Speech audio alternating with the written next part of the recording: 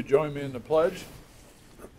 I pledge allegiance to the flag of the United States of America and to the republic for which it stands, one nation under God, indivisible, with liberty and justice for all. Thank you.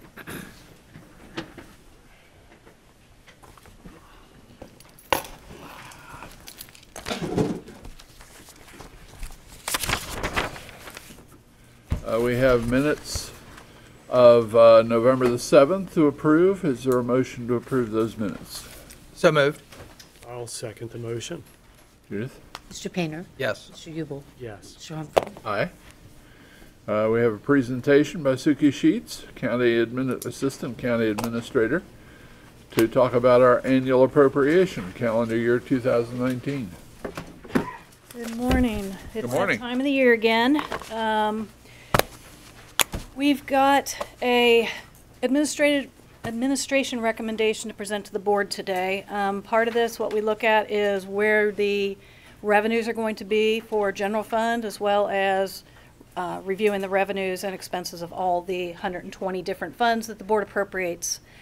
The actual adoption of the appropriation will hopefully occur on December 5th, so you'll have a couple of weeks to think about it. The issues that we have are in the operating revenues of general fund. You'll see that as we go forward. I've got a lot of summary type slides which you have included in your package. I'm not going to go over every one of those. I'll hit some highlights of this so we don't run into your 11 o'clock presentation today. Let me figure out which key is going to make this move. And that would be none of them.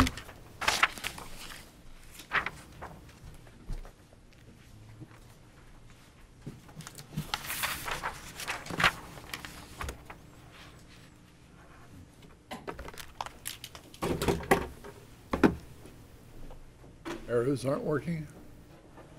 Arrows.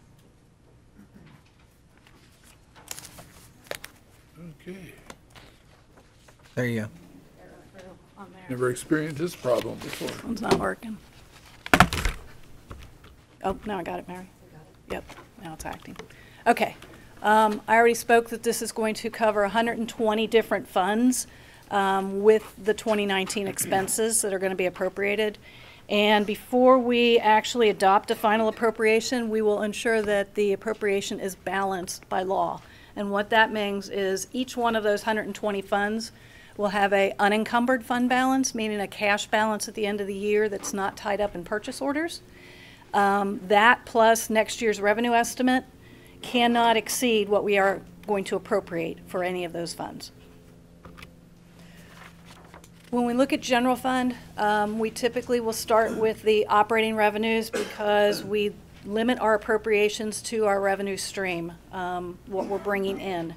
We have historically limited it to the current year, meaning that would have been 2018's revenue. The 2019 revenue in this case is where we are going to limit the 2019 appropriation, and the reason being that we don't have a big change in the revenues, and I believe that conservatively, the way that we've been doing them, our fund balance has been growing, and if we go ahead and appropriate at next year's estimates, the conservative revenue estimates that I have should still allow us not to draw that fund balance down any more than we expect. So if you look at our history of our general fund operating, and if you remember, operating revenues are ongoing revenues. It's not our transfers in, it's not our reimbursements, it's not one-time monies. These are monies, and it's not dedicated monies. We have some monies that come into general fund that we have dedicated for different reasons. So back in 2015, we had $53.2 million in operating revenues. That grew to 55.5 in 2016, up to 56.7 last year. This year, we started the year with an estimate of 56.1, and that's since the beginning, well, since this time last year to this past month, we've increased that estimate to 57.1. So we've had $1 million increase in our original 2018 estimate. Going into 2019, we have just about a $800,000 increase between this year's revenue and next year's revenue. Some of that is in sales tax, which are typically our biggest piece of our revenues. We do have some reductions in certain areas, and we don't have as much of a growth as we've seen over the last couple of years. So what we're going to try and do with our 2019 appropriation is to live within that $57.9 million revenue estimate. You have in your packages a lot of details as to the revenue assumptions on how we got from 2018, 2019 for each of those different categories. I'm not going to go over all of these, but the revenue changes that I made and the assumptions that are on here, Before you move off of that, the $2 million received in 18, just touch base on that for the I'm sorry, MCO thank loss. you. In the 2017, I believe it was, change at the state level, the sales tax base since 2009 through most of last year included what they called Medicare Managed Care Organization services. The law was changed. The state enacted the fact that those were no longer able to be taxed for sales tax purposes, and that really cut our sales tax base. The estimate to Clermont County on an annual base, what was in that sales tax in 15 and 16 that went away now, and it's completely gone in our 2019 number, is about $1.8 million to $1.9 million in revenues. So that is what we've tried to overcome when we did the 2018 appropriation. We did a kind of a step up to where we think 2019 is going to be.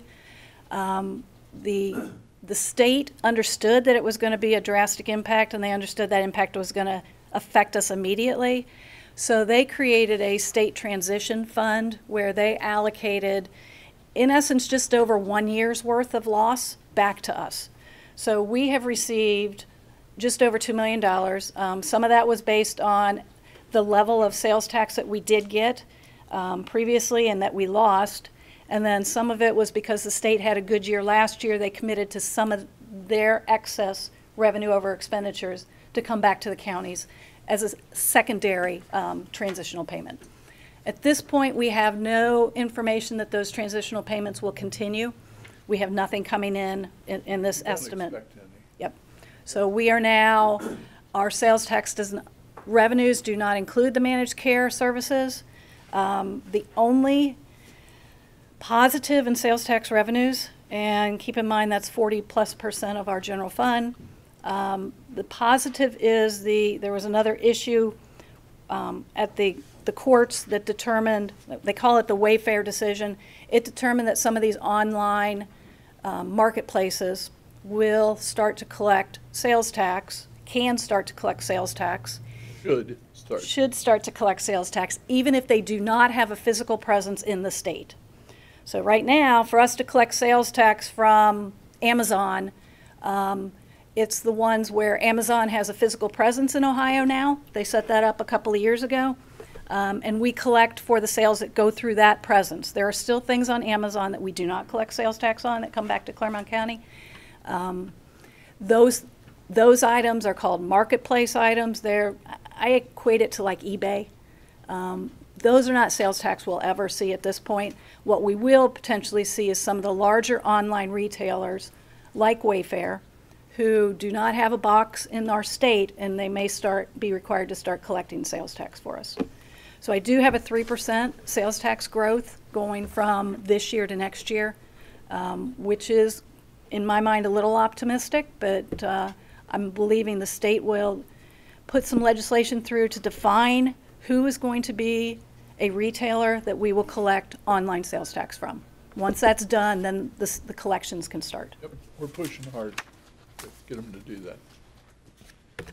So just to back up, the MCO tax was paid to the state and to us for 9 years. The feds then said, no, you can't do that anymore. The state managed to figure out how to make theirs up by charging a fee, but they did not figure out how to make up for the counties and the transit authorities. Correct. And so they had this temporary payment of about a year to get us a little bit further along so we could plan for this, but planning for it is not the same as having the money, so. Yeah, you can plan for a reduction, and a one-year Yeah. transition is fine. Yep. But ultimately, you're going to get the reduction, you know, and what our hope is that our regular sales tax base minus the MCO will continue to show some level of growth that will offset that reduction. Well, the good And, news, we recognized it in 18, and we don't have to worry about it in the future. Right, It's not there, but we're also not planning for it to be there. right. This 2019 appropriation takes into account the fact that it is gone. The other frustration is the Wayfair decision was picked up by Kentucky and Indiana, and they're collecting. And Ohio was still thinking about it, and is thinking about it at this moment. So it's the legislators that need to move forward on this, because Indiana and Kentucky both have done so. And I don't understand why we're behind. They have to define what these retailers are going to be and Yep. put that into legislation. So I was going over, I've given you the revenue changes and assumptions I had on each one of those different revenues. That's part of your package.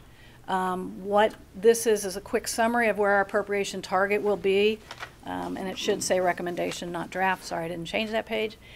So we have a 2019 operating revenue estimate of $57.9 million, and that will be our operating expense target going into 2019. The only other thing that we did with 2019, because we had so much in request this year, and that target is not much higher than where we were in 2018. When we did the 2019 healthcare, there is a certain portion of the cost to the departments, which includes general fund, that is to rebuild the health insurance reserve fund, because it has been subsidized for the last year by the general fund. The department's expenses that need to be appropriated are at the full healthcare rates that were established. However, the portion of that was for the reserve buildup is about $347,000 in general fund. What I'm saying is that portion is non-operating. We do not anticipate to have to build that fund up every year. So it will ultimately drop back off to a normal healthcare increase cost, as opposed to this year where we had a 10% increase. So I'm backing that out of the total recommendation to come down to where we have in our plan right now, $57.924 million. So we're within $200 of balancing with this recommendation. What we'll see then is that 346 will draw the fund balance down. I'll get into that in a minute, and you'll see why that's not a terrible thing. So let's talk a little bit more about general fund. And again, you have a lot more slides than I'm going to hit here. I'm going to try and just go through this quickly. We have our $57.9 million operating revenue estimate. And like I said, sales tax is the majority of it. We've got 46%. The property taxes are now up to 14.5% this year. In 2018, we had a reval year where the property taxes increased on average about 10%. So that was a nice increase for general fund, the inside millage that we have allocated there. Charges for services are at 16%, and the last of the larger revenues is our intergovernmental, which is our state and federal funds that come in. That includes about $2 million for casino revenues that have been coming in. Once they established that casino revenue, it built up the first couple of years, and it has stayed pretty flat since then. Just as a reference, back in 2016, because I talked about property taxes going up at 10% this year, back in 2016, the sales tax was actually 50.9%. So we're a little bit lower than we were, which is not a bad thing, because when you're heavily dependent on one revenue stream, it hurts when you lose that. This is reflective of our $1.8 million loss and the increase in the property tax values. We also have non-operating revenues that are in here. Economic development conveyance fee at $991,000, and the non-operating other expenses, the dedicated ones, the ones that will not continue, is about $2.4 million, for a total of $61 million coming into general fund. And what we're recommending doing with those revenues is to allocate it this way across our different functional areas. Criminal justice is still our largest expenditure area for the general fund monies. We are looking at $25 million. That'll represent 43% of the operating expenses. Now, keep in mind, this is the 58 level, which includes healthcare at full cost, but it'll really be the 57 being called operating. Judicial is $13.7 million. That's about 23.5%. The general government is at 11.8. The public safety is at 4.4 million, and health and human services is at 3.3 million. So again, reference back to 2016. In 2016, general government was 22%, so it's down to just over 20. Criminal justice was at 42, it's up to 43%. Judicial was 23, and it's up to 23.5, and public safety was 7, and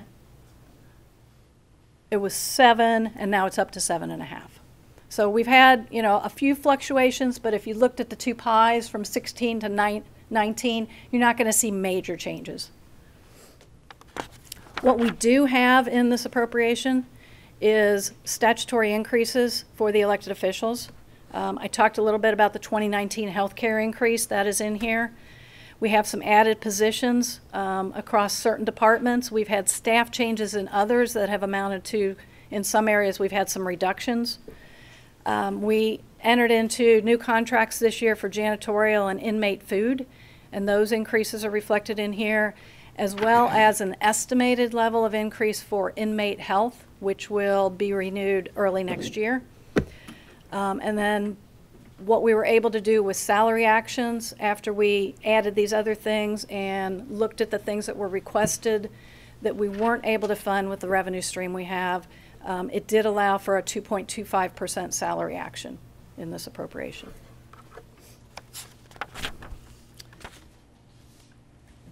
There's charts that detail who's in each one of these groups. The 2016 actual, the 2017 actual, what we have currently appropriated in operating for these areas, and what is in the proposed. If we look at criminal justice, and I look at the trend from the 2016 expenditures to what's getting included in the recommendation, we've got about a 13.3% growth in the expenditures in the criminal justice area. Just this, from the 18 to the 19, we're looking at about a 4% increase. And Suki, just for clarification there, the 217 actual, when you're looking at criminal justice, and the 218 revised appropriation, explain that term revised. We start every appropriation typically in December of the prior year when we establish the appropriation.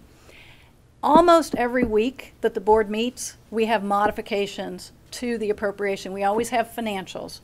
So what we do is we look at, we started the year at one level, but really what we've done so far this year is we've come up to a revised appropriation. And this was as of the end of September, Mary? The end of September. So that's really what we've committed to them so far this year. Right. So that really would be what you believe will be your estimate at completion and actual costs that they incur for the year. That's what they're authorized to spend. Correct. Okay? Right. Got it. Yeah, the actual cost. Might not end up being their actual, Right, but it's as close projected to the actual as we know right now. Assuming they spend everything that they're appropriated, yes. Yes. Okay. So, and that's exactly what the appropriation will be going into 19. We're going to assume that they're going to spend what we appropriate.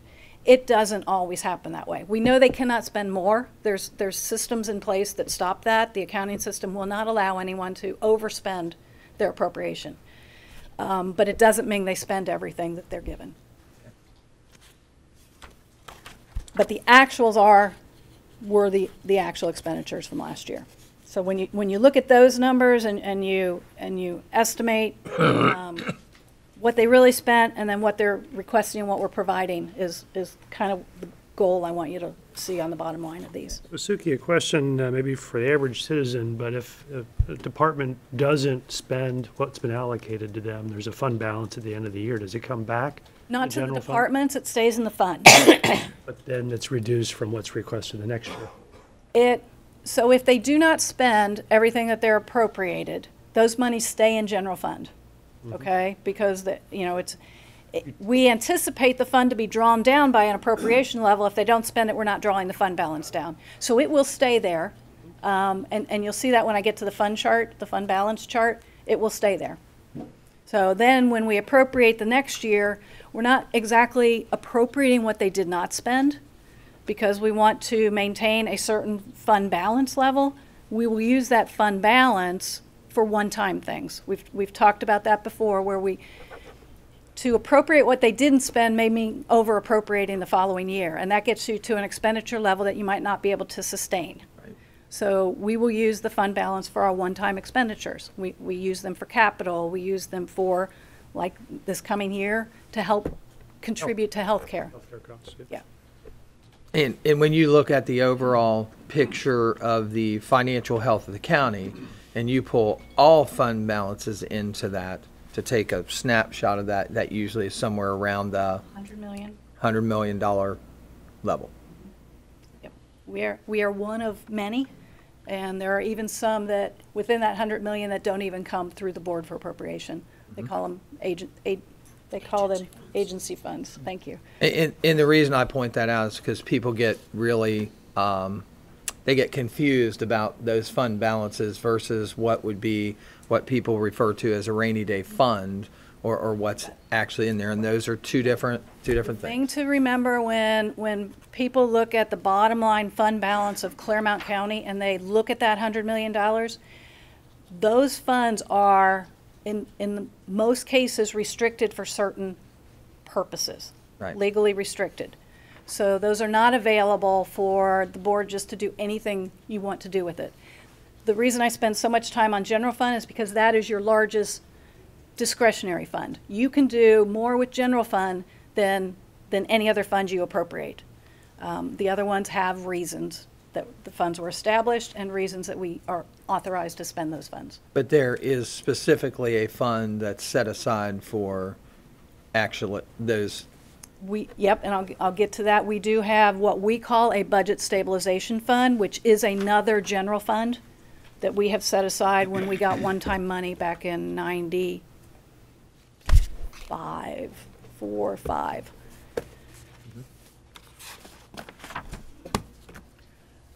Judicial being our next largest functional expense area, we have $13.6 million. I mentioned that's a 3.6% increase over their current appropriation, and over the same 16 to 19 time frame, that's a 13.4% growth in those expenses. General government, we've got a $259,000 increase from last year, from this current year's appropriation, which is a 2.2%, and over the term of this, we have about an 11% growth.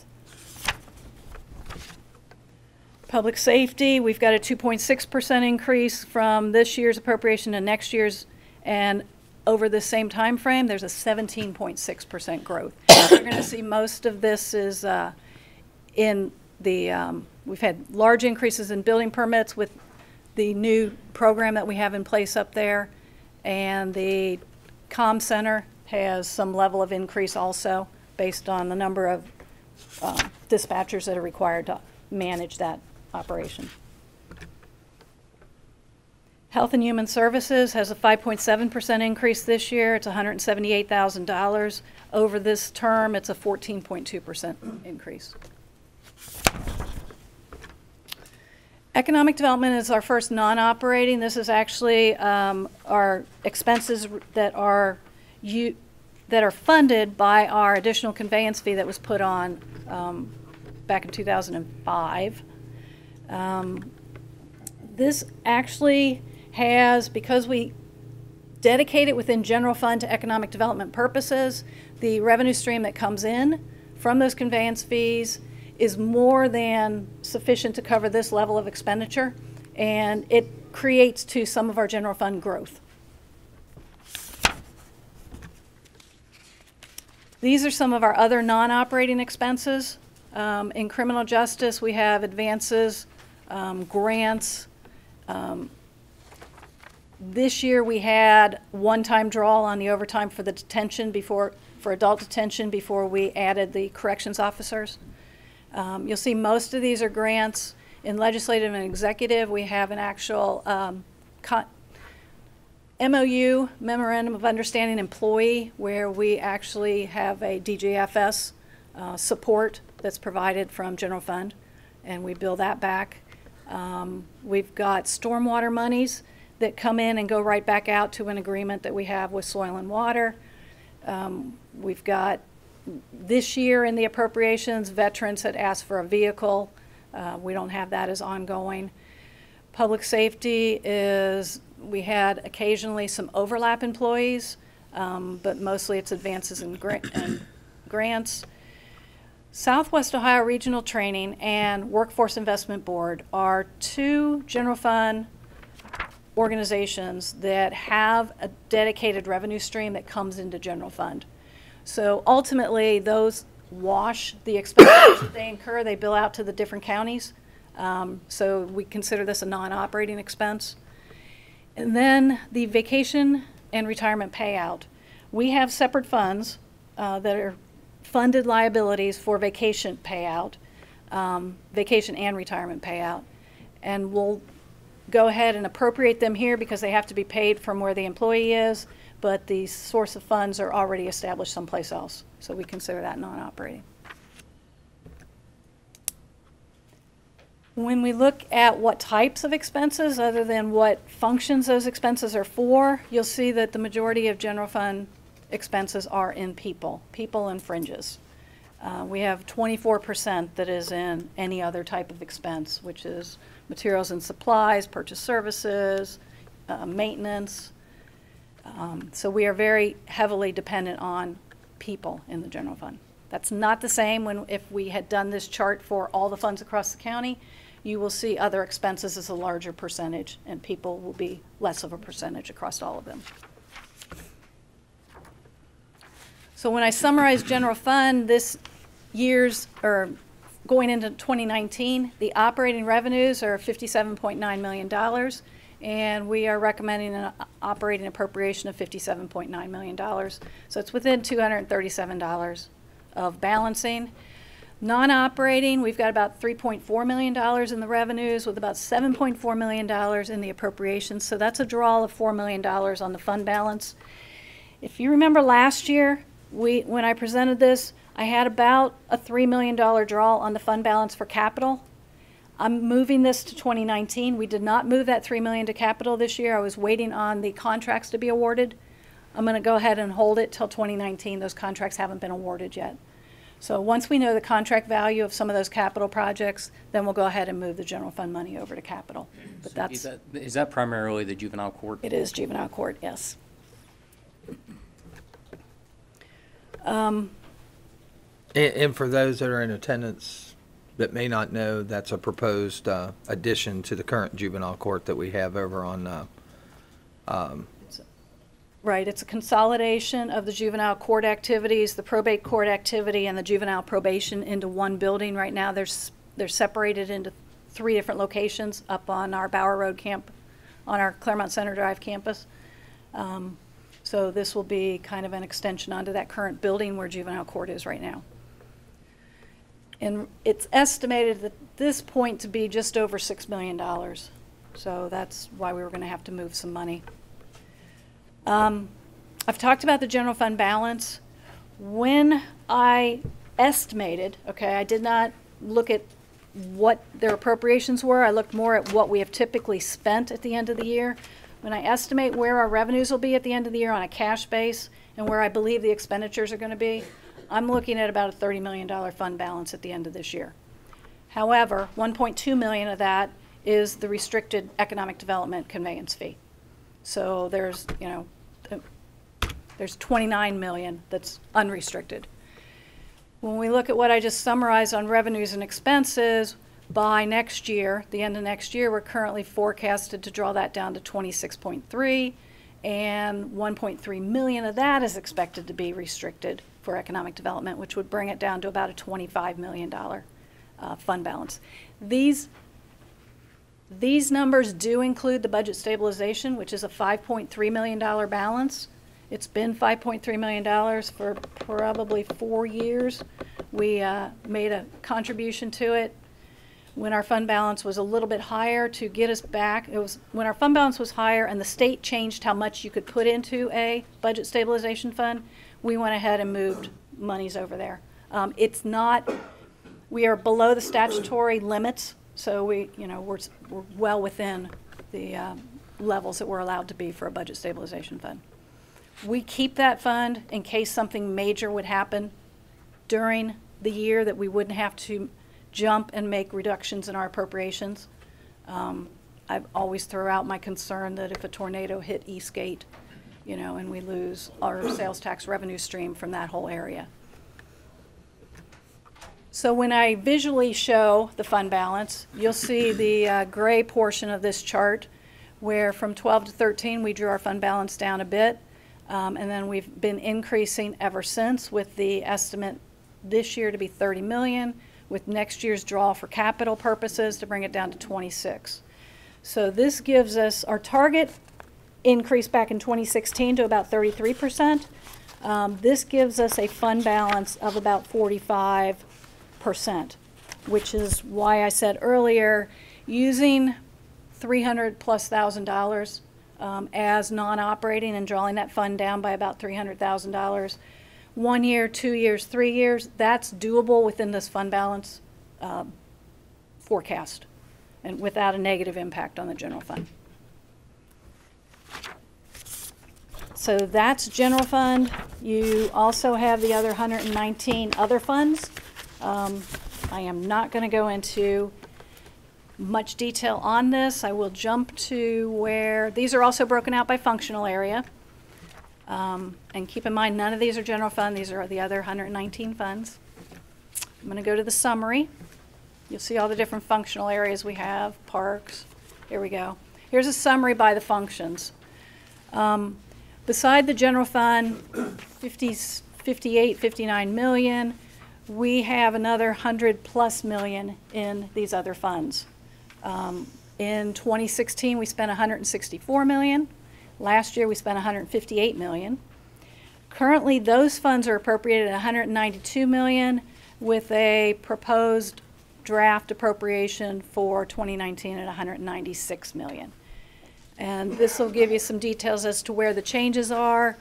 There's capital items in here. If you look at general government, to go from $10 million in 16 to $9 million in 17, and then jump to 23 million in 18 and 19. The reason is this is the revised appropriation. That 23 million will not be spent in 2018. That includes our capital, and that's what I'm moving. We're reappropriating those over in 2019 because those weren't getting encumbered this year. So, you know, there's different reasons why some of these jump up and down. Water resources, which is under environmental and water resources, fluctuates from year to year because that includes their capital plans. They have a 5-year capital plan for water and sewer. The transportation is the engineer, CTC. So those fluctuate a little. You don't see it as much here. $1 million from 16 to 17 drop. When we look at a summary, though, of this is when we have to balance everything. So we're going to look at the 2019 revenues and the 2019 appropriations and see that some of our funds will actually have a draw on their funds planned in this appropriation, and a couple of them will have a contribution planned. General, we've already talked about that. In Special Revenue Fund, we have over all of those funds, and that's where the majority of the other 119 funds are. The draw on the funds are about $1.7 million.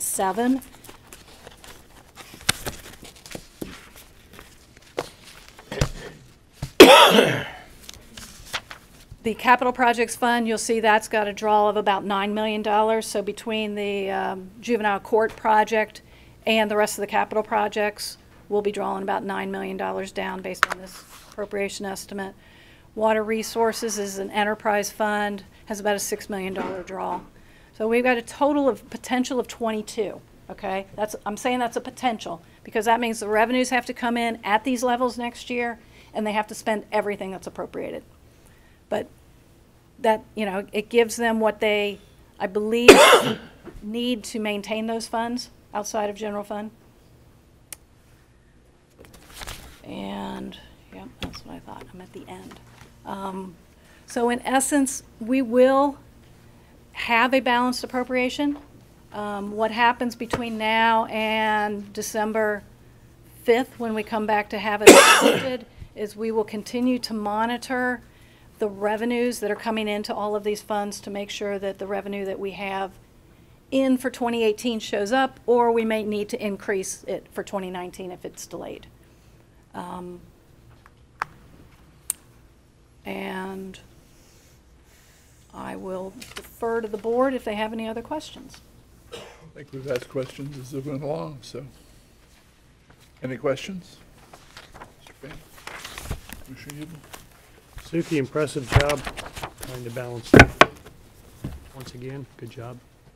Thank you. Glad we have you and Mary. Mary did a lot of this year, and I appreciate that. It was you saw where we increased general funds appropriation. The downside to that is we were not able to provide every department what they requested. There was a $3 million ask when we first rolled up these appropriations. We were not able to give a full $3 million. Some of that was in added staff that wasn't able to be accomplished. Some of that was in salary actions that were a little bit higher than the amount that we put in across all the departments. So we did what we thought was necessary. We have actually reduced some of the appropriations to more of a normal level, I'll call it. We've talked about this before. I don't want people to ask for worst case in all of their requests, and nor do I want the board to have to appropriate worst case. We'll appropriate for a norm, and we adjust throughout the year as necessary if worst case does happen. And that's what we have our fund balance for, to handle the worst case scenarios. Mm-hmm. That was a good job. Very good. Thank you.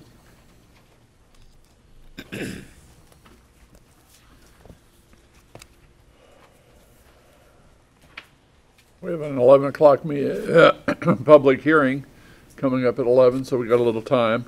We have a consent agenda that was sent out to the commissioners. Are there any items that need to be pulled from the consent agenda for further discussion and consideration, or may I have a motion to approve the consent agenda as prepared? Make a motion to approve the consent agenda as shown. Second. Jubal, Yes. Painter, Yes. Humphrey, Aye. Non-consent agenda begins on page 5 with item 8, which is the resolution 182-18 to pay our bills in the amount of $2,477,184.52. Do we have a motion for item 8 and resolution 182-18? So moved. I'll second that motion. Discussion? Judith? Mr. Painter, Yes. Jubal, Yes. Humphrey. Aye. Item 9. Hello. Good morning. Morning.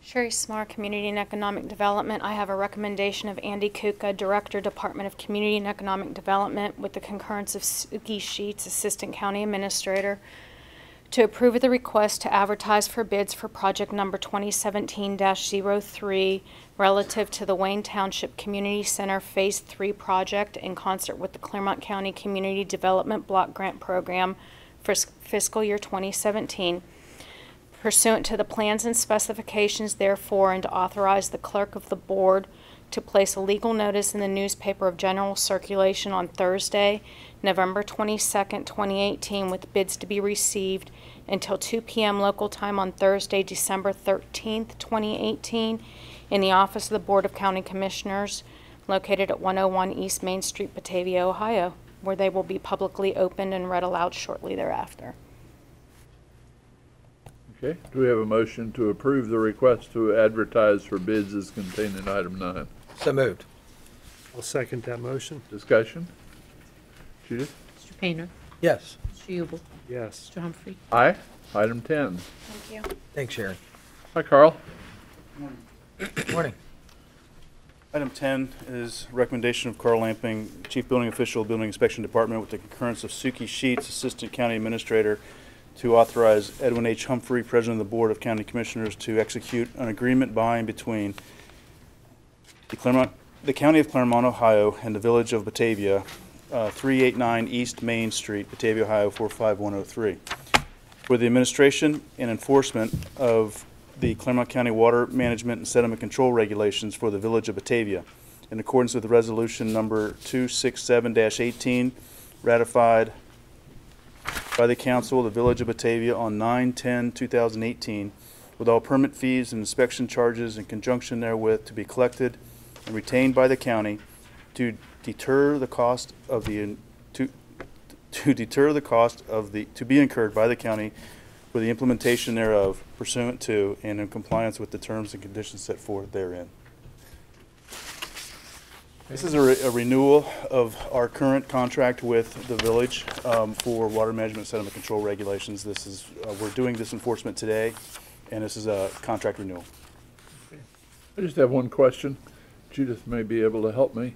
Is the Village of Batavia still addressed at 389 East Main Street, or did they move their address? They moved their address, but I believe that's the address that was in the documentation Okay. that was submitted. So We can correct it. We can correct that. Okay, is there a motion to execute the agreement as contained in item 10 with that modification? So moved. I'll second the motion. Discussion? Judith? Mr. Painter, Yes. Mr. Ubel, Yes. Mr. Humphrey. Aye.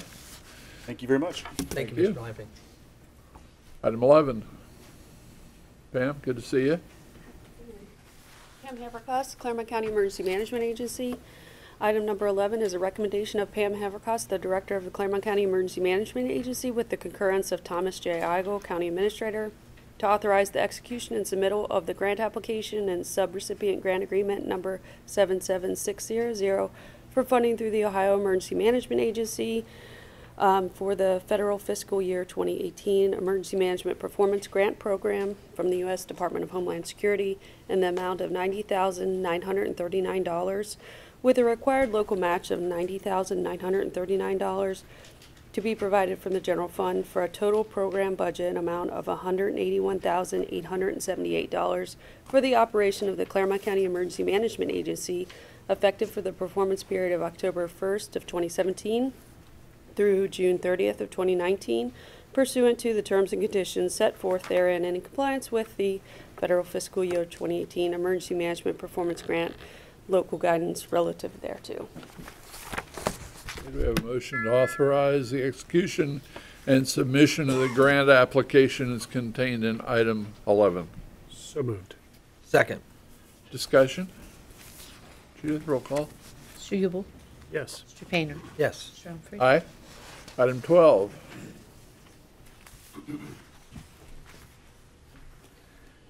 Morning, I'm Lyle Bloom, Director with Clermont County Water Resources Department, and item 12 is a recommendation to execute a contract for professional services between the Board of County Commissioners and Ohio Valley Environmental Engineering, doing business as Environmental Engineering Services out of New Richmond, Ohio. And this is relative to the preliminary design of the 9-mile wastewater treatment plant improvements project located in Pierce Township. in accordance with the consultant's proposal dated October 1st, 2018, and a total amount not to exceed $60,625, with said services to be completed within 135 consecutive calendar days upon issuance of a written notice to proceed from the Clermont County Water Resource Department. That'll be exclusive of county review time pursuant to and in compliance with the terms and conditions set forth therein, and contingent upon the release of the purchase order. So this is for our 9-mile wastewater treatment plant. They're going to be evaluating our grit removal system, which is part of the original plant, the UV system, the fine screens. They'll also do an arc flash analysis at the facility also. The treatment plant was designed to be able to treat up to 9 million gallons a day during peak wet weather flow. Currently, we're not able to achieve that due to some of the restrictions within the plant. So one of the ultimate goals of the project will be to be able to return it to its peak treatment capacity. Okay, do we have a motion to execute the contract for professional services contained in item 12? So moved. I'll second the motion. Discussion? Roll call. Mr. Painter? Yes. Mr. Hubel? Yes. Mr. Humphrey? Aye. Item 13. Item 13 is a recommendation to approve the request to advertise for bids for supply and delivery of water meters and/or transmitter units pursuant to the specifications, and to authorize the clerk of the board to place a legal notice in a newspaper of general circulation on Thursday, November 22nd, 2018. Schedule a non-mandatory pre-bid meeting on Tuesday, December 4th, 2018 at 10 a.m. with bids to be received until 2:00 p.m. local time on Thursday, December 13th, 2018 here in the office of the Board of County Commissioners, where they will be publicly opened and read aloud shortly thereafter, and the notice will also be posted on the county's website. The estimate for, this is an annual estimate for water meter supply and delivery, is $107,905. It's for about 345 meters, but that will change depending on how many we actually need. In meters ranging in size from our 5/8 by 3/4, which are our residential meters, up to 8-inch meters. Okay, do we have a motion to approve the request to advertise for bids as contained in item 13? So moved. Second. Discussion? Allow just to talk about those meters for a second. How many meters do we have in Clermont County? I know we have about 46,000 water customers, is that right? 43,000, 44,000 is our total number of meters. Okay. And customers as well. And when we talk those total number of meters, how many of those meters are telemetry meters that we don't have to actually go out and physically read? Right now, we're short about two or 300 large meters that we haven't upgraded to the advanced metering infrastructure. Okay. And then we also read, there's about 670 meters within the village of Batavia. We currently have an operation and maintenance contract on those that we do physically go out and read all of those. But all of our residential meters, all the way up to 2-inch, all of our 2-inch and below meters are on the AMI. There's still communication issues with that, so on any given day, maybe 1% to 2% of those, we're not getting communication, and we may have to go out and read those. Read or drive by, Correct. one or the other. In this particular meter delivery, are all these meters of that type, or are they a mixed? They're compatible, Okay. so there's only one supplier of the transmitter units. Those are our Census, they're the Census brand transmitter units, but there's other companies that are compatible with that transmitter unit, so we can get bids from more than just the Census meters. Okay. Thank you. Hey, Lyle, are we getting the savings that they projected a few years ago about the potential loss of water? You know what I'm referring to? I think we've seen some. Again, I was looking for Suki, but there she is. I think I was estimating 4 to 5%. I don't know that we've nailed that down to say definitely, because we've had growth as well, quite a bit of growth since that originally started. We know we're getting better, more accurate reads. We did get complaints from customers when we originally put it in that their bills were going up. Well, it's because the old meters were never reading accurately, so now that we were getting accurate reads, we started to see some bills go up. And I know that the system is interconnected all the way around. We have interconnections with New Richmond. We have interconnections with Hamilton County in some place. What typically do we see in our particular closed loop system as far as like leakage loss continuously? How much makeup water do we have to put into the system? It's about 15 to, I'd say 15 to 20% unaccounted for. It's been a couple years since I looked at that and did the math, but when I did, it was about 15 to 20%. And what would that represent in That gross gallons? And say that again? Just gross gallons. Oh, boy. I don't know, maybe 8 to 10 million gallons a day. I can get you that number. I'd hate Okay. to just give you a Okay. number off the top of my head. Yeah, but in that also, we don't account for flushing. Right. Hydrants and those are Main breaks, hydrant Yeah. flushing, yeah, yep. A lot, if you look at system loss, some people will actually like, estimate what their flushing portions are, and we don't. We don't have that. We don't. Okay. So ours is actual production versus actual sales. Okay. Lyle, these AMI units with the telemetry, do you have to be in the neighborhood, or is it actually sent back to your office, It's sent back to our office. satellite or? So we've got collector radios on our water towers, and we can get those reads every hour, typically. They send every 4 hours, they send hourly reads. And then there's some that we have bad communication with that we can drive by, and we'll pick it up as we drive by, or they can get out and read it manually as well.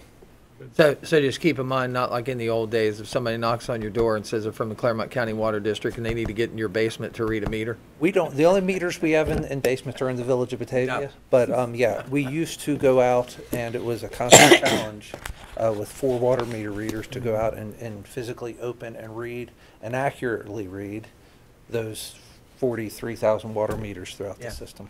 At the You same can time, imagine. they'd want to look at the oil in your tank, and here comes the milkman, too. Right. Doesn't happen. Absolutely. It doesn't happen anymore. Any other discussion? Roll call? Mr. Ubel? Yes. Mr. Painter? Yes. Mr. Humphrey? Aye. Item 14. Item 14 is a recommendation to authorize Edmund H. Humphrey, President of the Board of County Commissioners, to execute a release of all claims among the Board of County Commissioners and Edgar L. Kirk and Vina C. Kirk at 1158 Dublin Drive in Milford in the amount of $1,685.97 for the loss of personal property sustained as a result of wastewater backups at the aforestated residence on or about June 1st, 2018 and September 9th, 2018, pursuant to and in compliance with the terms and conditions set forth therein. Okay, do we have a motion to execute the release of all claims as contained in item 14? So move. I'll second the motion. Discussion? Roll call? Mr. Painter? Yes. Mr. Ubel? Yes. Mr. Humphrey? Aye. Item 15, you're on a roll. Yes, that's my last one for now, I think.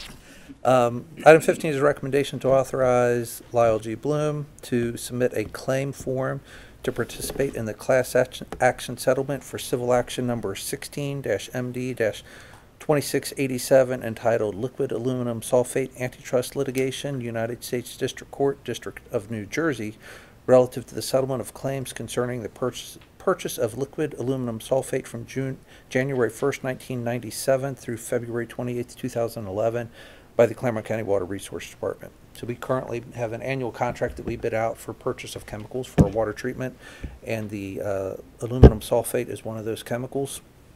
There's a class action suit against multiple suppliers, but the one that we purchased from is named in it as well for price fixing. So we have to submit our information to be eligible to receive any benefits from the class action suit. Okay, do we have a motion to authorize Mr. Bloom to submit a claim form to participate in the class action settlement as contained in item 15? So moved. Second. Discussion? Roll call? Mr. Ubel? Yes. Mr. Painter? Yes. Mr. Humphrey? Aye.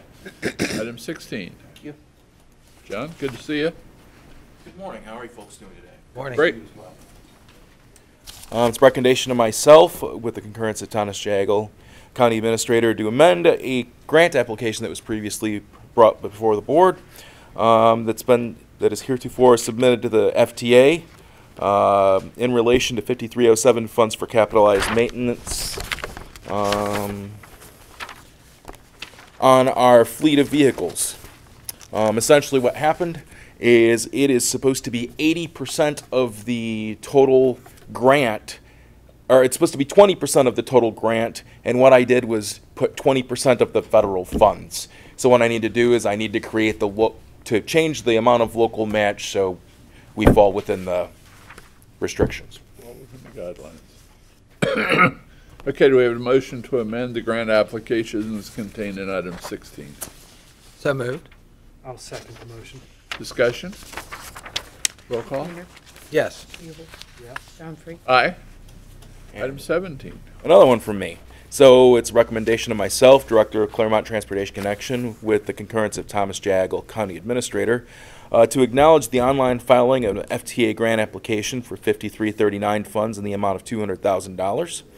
ODOT is providing transportation development credits in the amount of $40,000 to reduce the local match to zero, to purchase some fare boxes and fare box equipment for our fixed route vehicles. So I had a conversation with ODOT. They said that they were willing to provide the monies to bring our local match to zero, and I thought it's free, it's a no-brainer. Yeah. So Just since you said those words, just always remember, it's never free. I apologize. We are using taxpayer money to purchase some fare box equipment, but there's not any local match involved. Got it. Very good. So do we have a motion apologies. to acknowledge the online filing of the application as contained in item 17? So moved. Second. Discussion? Roll call? Mr. Ubel? Yes. Mr. Painter? Yes. Mr. Humphrey? Aye. Item 18. Thanks, John. Thanks, John. Good morning. Good morning. Stephanie Ross with the Prosecutor's Office. On recommendation of D. Vincent Ferris, Prosecuting Attorney, with the concurrence of Thomas J. Eigel, County Administrator, to authorize Edwin Humphrey, President of the Board of County Commissioners, to execute the 2018-2019 Victims of Crime, VOCA, and the State Victims Assistance Act, which is the SVAA Act, grant award and acceptance forms for the state grant numbers 2019 VOCA 132136037 and 2019 SVAA 132136041, respectively, as required for the Ohio Crime Victim Assistance Funds from the State of Ohio Office of the Ohio Attorney General, Crime Victims Assistance and Prevention, 30 East Broad Street, Columbus, Ohio, for the continuation of the advocate programs to provide and extend victim advocate services to the Clermont County Court of Common Pleas, Municipal Court, and Juvenile Court, implemented by the prosecuting attorney in the amount of $144,997 with a required cash match of $36,253 to be provided from the 2018-2019 General Fund Appropriation for the prosecuting attorney for a total VOCA grant amount of $181,250 and an amount of $6,586 for the SVAA grant with no local cash match required for the period of October 1st, 2018 to September 30th, 2019, in concert with the application approved by the Board of County Commissioners on 6/27 of 2018 and pursuant to and in compliance with the terms and conditions set forth therein. Okay, do we have a motion to execute the grant award and acceptance forms as contained in item 18? So moved. I'll second the motion. Discussion? Roll call? Mr. Painter? Yes. Mr. Ubel? Yes. Mr. Humphrey? Aye. Item 19. Commissioner Humphrey, Yes. we have a couple minutes until 11 o'clock, and we have the court reporter here. I was wondering if we could take a short recess to prepare for the hearing. Sure. And we could finish the rest of the agenda items. Most of those are mine, and I can take care of those. Okay, very good. We'll take a brief recess while we get the court reporter ready, and anyone that has not signed in, please sign in. The date, time, and location for the public hearing of the petition for the proposed annexation of 96.7449 acres of real property from Stone Lick Township to the village of Owensville, Clermont County, Ohio. Therefore heretofore filed in the office of the Board of County Commissioners on Monday, August the 20th, 2018 by Michael Manier, attorney at law, for and on the behalf of Rick McAvoy as designated agent for the petitioners and comprising 18 parcels of real property in compliance with section 709.02 of the Ohio Revised Code. If you haven't signed in, you can sign in here or across the way. I just ask you to do that. In addition, Alan Edwards, Assistant Prosecuting Attorney, is present and will swear in anyone offering testimony in favor of or opposed to the aforesaid petition, with the exception of being attorneys at law. Do you want to do that now, or should we continue to? We can do that now. Okay. What about the individuals in the other Do you room? need the people in the other? Anyone that wishes to give testimony in the other room, please come over now to be sworn in. Adults?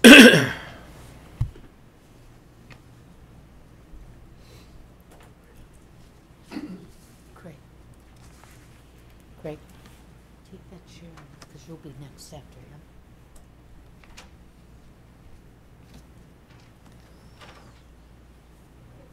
Okay. Okay. Anybody Alan? think they may testify, or will you please stand and raise your right hand? Even if you think you have a small chance of testifying. It's better to stand up than not, okay?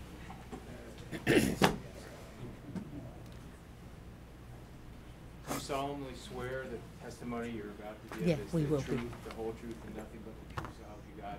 I do. Thank you. A court reporter employed through Tri-County Reporting Transcript Services is present to record and prepare the official transcript of today's public hearing. The transcript will be available for review upon receipt thereof through Monday through Friday between the hours of 8 and 4:30 local time. Whoever is present to give testimony, please state your name and address for the record and speak up so our young lady here can hear. Mike Manier, attorney at law for and on behalf of Rick McAvoy, the designated agent for the petitioner, is present to provide a brief summary of the proposed annexation. Craig Reisner, deputy surveyor for the Pat Monger, county engineer, is present to present a report on the proposed annexation pursuant to and in compliance with section 709.031 of the Ohio Revised Code. So, Mr. Manier, would you like to proceed? You did say brief, correct? Yes, sir. Good morning, gentlemen. My name, for the record, is Mike Manier. I'm an attorney at law. My address is 626 Main Street, Milford, Ohio. I'm here representing the agent for the petitioners, Mayor Rick McAvoy, who's present here this morning. Also present on behalf of the village, and I hope I don't miss anybody, is Chief Mike Freeman, who is also the administrator for the village. Mr. and Mrs. Workman, who are two of the petitioners, are also here, and Mike Perry, who's a councilman from the village. So I will be brief. Before I get started, I just want to thank your staff and Mrs. Kasika. I'm not going to date anybody but myself, but I've been doing this for 40 years, these annexations. And every time I come here, I'm always greeted with a smile, courtesy, and respect. And so I commend your staff for that. Sometimes when they see me with plaits under my arm, they lock the door and won't let me in, but I eventually do gain access. So what I'd like to do to keep it brief is I'm going to ask Chief Freeman to come forward here, and he will go over the services that the village is prepared to offer the people seeking annexation. And then when he is finished, I would ask for an opportunity to come forward and very briefly discuss the points of law and anything that else might have come up from the good folk here, who I assume most of them are going to speak in opposition. So if Chief Freeman would come forward. Chief, good to see you. Morning, gentlemen. Morning. My name is Mike Freeman. Office address is 115 West Main Street, Norrinsville, 45160. I'll try to be as brief as I possibly can, gentlemen. I've got about 3 pages of notes. I don't know what you want me to tell you, but I can tell you about anything that I possibly can for services and statistics of how many calls has been answered, how many backup calls, how much property tax the village pays, how much goes to the township, how much goes to the school, If you're willing to take a time for me to tell you all this, I will be more than happy to provide that information to you. But the village is willing to provide police protection in the proposed area to be annexed. We have an updated zoning, which is done March 1 of 16, zoning and planning, reduced waste management. Present rate is $13.25 a month. Usual going rate's about $30 a month, 28 to 30. Village is in a contract with that. Traffic control, whatever we need to do out there in that area. Get a lot of complaints of speed, a lot of high-speed trucks in the area. We will control that. The village will maintain the road out there. We do have the equipment to do it with, the large tractors to mow the streets. We have, if the annexation goes through, we have plans of putting street lights in and possibly in the future sidewalks and storm sewer. We have presently 22 police officers at the Village of Owensville. I have 3 full-time, 3 part-time. I have 9 auxiliary working, and I have what I call my administrative auxiliary. It's old guys like me that's got about 30-plus years in. It's got numerous years of experience that are willing to come in any time that I need them to work, and they do quite frequently help me out. The residents of the Village of Owensville pay $603,579 in property taxes, which the township gets $115,171.87. $108,000 of that goes for Life Squad and Fire Department, and the other goes into their general fund. The county gets $104,221 in change. C&E gets $280,000 plus. Great Oaks gets $25,000 in change. The library gets approximately $9,300. The village gets $69,000. It's pathetic, isn't it? That we pay $603,000 in property tax, and the village gets $69,000. Township gets more than we do. We have a 1% earned income tax, and that means earned income tax. If you're retired and you live in a village, you do not pay the income tax. If you live in a $100,000 home in the village, you have an additional $131,000 or $131 per $100,000 that is paid to the village.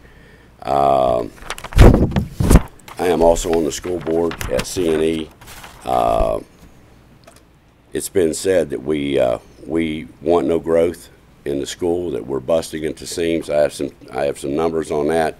We have had a decline since 1996. At one time, we had about 2,800 students in the village or in the school. Right now, we're at about 1,400, and about 601 of those people are reduced lunches, free and reduced lunches. We had to raise our price of lunches because the government was paying us more money than we were charging for lunches. At once upon a time, we were in the red on lunches. We're very, I wouldn't say wealthy, but we substantially carry our own when it comes to lunches in the school district. So we do need growth. We need as much growth as we can get.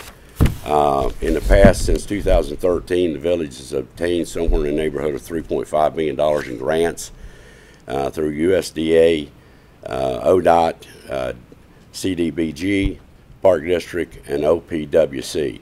We're pending $616,000 in grants as we speak. We've secured a grant for approximately $1.8 million to do both intersections in the village. We'll have turn lanes, widen road, etc. That's being worked through ODOT. That project is being done in 2023, which will alleviate some of the traffic in our village. We're about 900 people strong. We don't ask for the traffic, but we get it. We got 13,000 to 15,000 cars a day go through that village, with about 10,000 trucks, gravel trucks, from Jackson Township coming through. We're willing to do whatever it takes to support these people that want to come in the village. These people came to the village and asked us to be annexed. We did not go to those people, and we're doing as they ask. Any questions? Gentlemen, thank you. Thank you.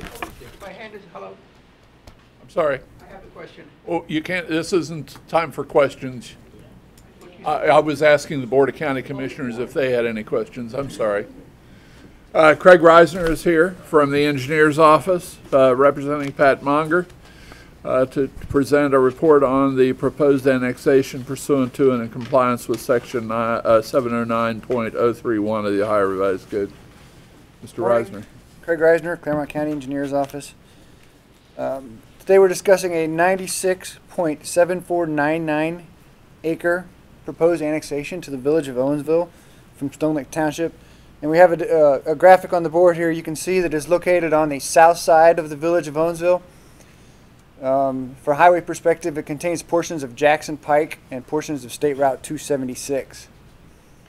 Per your request, I reviewed a plat and description of 96.7 acres of land included in the proposed annexation.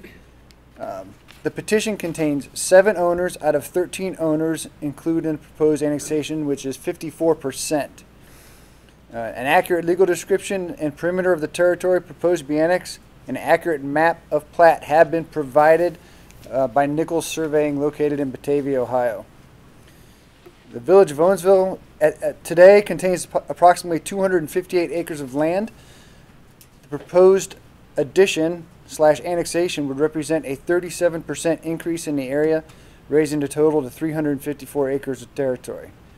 The territory proposed to be annexed shares a contiguous boundary with the municipality for a length of 1.4% of the perimeter of the territory to be annexed. So it's adjacent.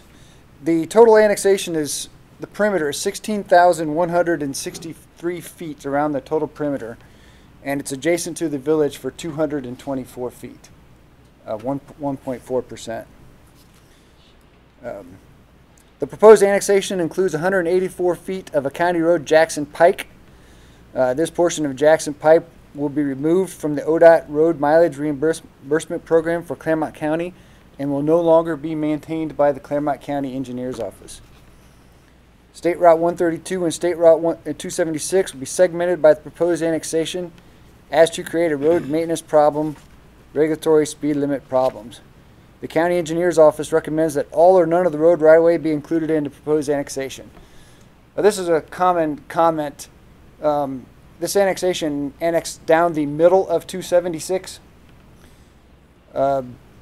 You'll have village jurisdiction on one side and state jurisdiction on the other. A lot of villages have agreements with the ODOT for road maintenance. I don't know if Owensville has such an agreement. There are multiple culverts that will go from one side of the road to the other. If that culvert fails, the village will be responsible to maintain the left side of the culvert, and ODOT would be responsible to maintain the right side of the culvert. And as you can imagine, stuff like this creates a problem. Speed limits. If you're traveling north on 276, the speed limit will go from 45 to 35 to 45 to 35 in a span of 2,000 feet. The chance of this being properly signed are 0%. Whenever we see this, it never works out that the signs are properly placed. If the proposed annexation does go through, and the village changes their speed limits on 276 to 35 miles an hour, if all this information is sent to ODOT, there is a chance that ODOT could also change their speed limits to 35 miles an hour. So at the inset of the annexation, if it's approved, we're going to have a speed limit problem. It is curable. ODOT doesn't act on a day's notice. It will take some time, but the speed limit issue is a curable issue. And I don't know how long it would take ODOT, and it's up to ODOT. ODOT might decide that they don't want to change the speed limits from 45 to 35. That's completely up to them.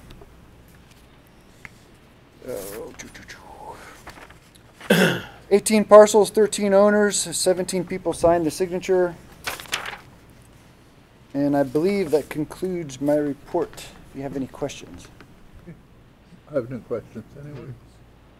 Questions for Craig? Thank you. Okay. Public comment is our next. So do we have any persons that would like to speak in favor of the annexation that were sworn in? Are there any folks here that would like to speak in opposition to the annexation that were sworn in? Oh, hold on just a second. Yes, sir. When you called for favor, Adele, is there anyone next door that wants to speak in favor? No one, I confirmed that no one across the hall wants to speak. Okay, fine. Good. Okay. Opposition. Raise hands and we'll try and take you in reasonable order. Step to the podium, please. I'm not, I didn't get notification of this until next door. Does anybody use next door? Yep. Okay. That's the first time I heard of. Could you state your name? Oh, sure. For the record and your address. My name is Julie Norton. I live at 5782 Newtonsville Hutchinson Road. So I am outside of Owensville, but of course, like everyone here probably drives through Owensville a lot. So you're not part of the annexation necessarily, you're outside. Right. Okay. But I do have, I guess, questions. I don't know who this would be addressed to. When I first got notified from next door that this was taking place, I didn't understand why. So on my trip through Owensville, I counted the empty businesses, the empty buildings for sale, and there were 10 plus buildings and businesses that are not filled. So I'm struggling with why this would take place when Owensville can't seem to fill its own house.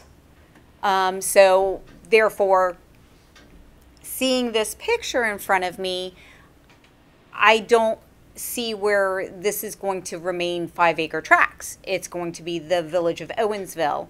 So therefore, those tracts are going to diminish, and that's going to be a lot of people to add to our township.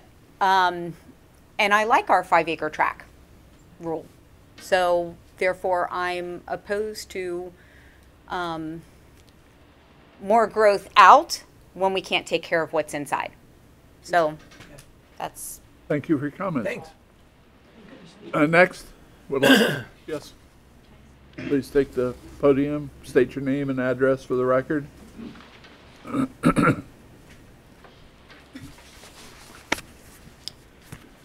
Settle down. Thank you. It's okay.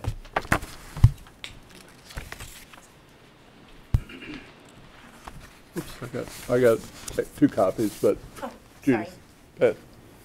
Mr. Painter got on me. Mr. Painter. I'm Naomi Stahl, and my home address is 6144 Belfast Road, Goshen, Ohio 45122. Good morning. As I mentioned, I'm Naomi Stahl, a Stone Lake Township trustee. A little over a year ago, I raised this position in our township, letting the residents know I was the ear to listen and will be the voice that speaks up. Now is the time for me to speak up and be the voice for the people who live in our township. A little over a week ago, I stood outside of the election polls collecting signatures from our township residents and even residents who lived in the village to sign petitions against this annexation. Many were concerned about many topics. What are their plans with the vacant land? Do they want to build homes? If so, what kind? Section 8 housing, subdivisions, homes that value $200,000 or more. If those such things are built, traffic's already bad during peak hours. It's going to be so much worse. What about our school systems? Can we take in more kids, or can we afford to send children elsewhere, like open enrollment? What about the people who work at Pack Lab? Majority hired by a temp service, making minimum wage. Taking 1% of their income might be their groceries for the week. The concerns kept coming, but I didn't have the answers for them. All we could do was make speculations. Or the one thing I did have was the affidavits from the property owners who signed the petition, stating they wanted their properties annexed into the village for several reasons. Reason 1, they stated, enhance police protection and service. I understand the village has its own police department, but is Owensville that high of a crime area that the county sheriffs have not been able to do a satisfactory job to these properties. And when it states service, I wasn't for sure exactly what it meant. So I wanted to remind you that the Stone Lake Township Fire Department provides the fire and EMS service to the township residents and the village residents. Reason 2 and 3, an update zoning code, preferable zoning, and land use planning rules and regulations. I look at the Village of Owensville zoning ordinance, last updated March 1st, 2016. Skimming through it, many things are not even compatible with the village land or area. As Stone Lake Township's zoning resolution was put into legal writing and finalized October 14th, 2004, with the assistance from Edwards and Kelsey in Cincinnati, Ohio, and last amended January 6, 2017, with our township's land and area in mind when writing this document. Did a law firm help with the Village of Owensville zoning resolution, or was many parts just plagiarized from other areas? Also, I want to mention, if any of these property owners wanted to develop their land, why did they not come to our township zoning boards with their ideas? I know for certain growth is a great thing, but we do need controlled growth. Not one of these property owners asked our township for a different land use than what it's zoned at. And if the Village of Owensville wants these properties to help them grow, why don't they take a look at the many vacant properties inside their village and help those properties become full again? Bring life back to them. I'm sure the residents would love to see a small town grocery store come back, or even possibly a fast food restaurant. Work with what you have. Reason 4 was reduced waste management fees. Yes, I agree saving money is a plus, but taking away someone's smallest freedom to choose who picks up their trash isn't right in my humble opinion. Glad the village has this contracted out, but does that include recycling pickup too? I'm sure the village residents would like that included. Reason number 5, better traffic control. You commissioners have already obtained Craig Reisner's deputy surveyor at the Clermont County Engineer's Office report. He specializes in this, and he states, proposed, and he states, quote, proposed annexation as to create a road maintenance problem and a regulatory speed limit problem. The county engineer's office recommends that all or none of the road right-of-way be included in the proposed annexation. Is this a speed trap or better traffic control? As I'm closing this speech, I have 2 things that come in mind that might need further looking into from you commissioners. First off, all properties that are wanting to be annexed into the village, do they have correct driveway permits? Have all driveways that have been established on the county and even state road followed the correct filing regulations with the county and even Ohio Department of Transportation? And lastly, all signatures who signed their properties to be annexed in the village, are they valid? Does any of them have a power of attorney that would cause their signature to be voided? Thank you for your time.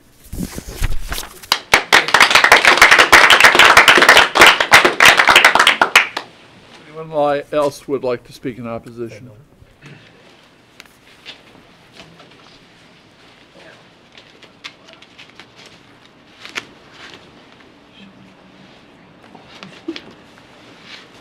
A minute to get my legs under me. Okay, we have time.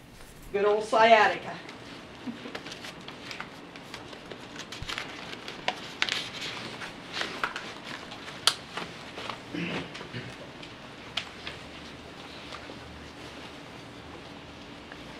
These are petitions, signed petitions from residents of Stone Lake Township and the Village of Owensville. This is for you. Mr. Camino. You would pass those down, please.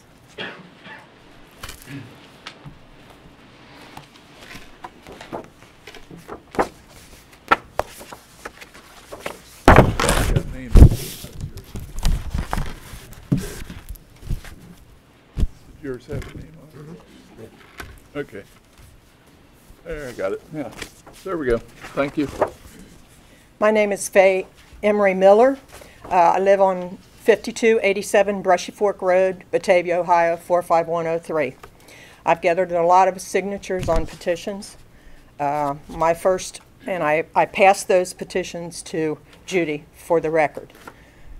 This annexation request is a gerrymandered attempt to fatten the pockets of 6 people to the detriment and harm to hundreds of people whose paychecks and income will be smaller, and to several landowners who do not want to be annexed and have no say under this 51% type of annexation.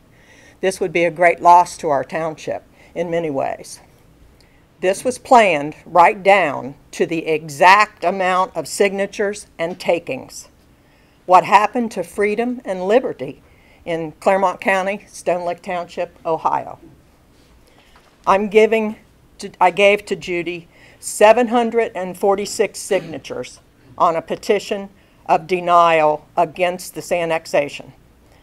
There were Stone Lake Township residents and village residents who signed it. Some were concerned there might be retributions if their signatures were seen. There was no attempt made by any of the owners desiring annexation to the Stone Lake Township Zoning Commission. The last attempt, well, in 14 years, there's been no attempt. The last attempt was made in 2004 by Mr. Workman.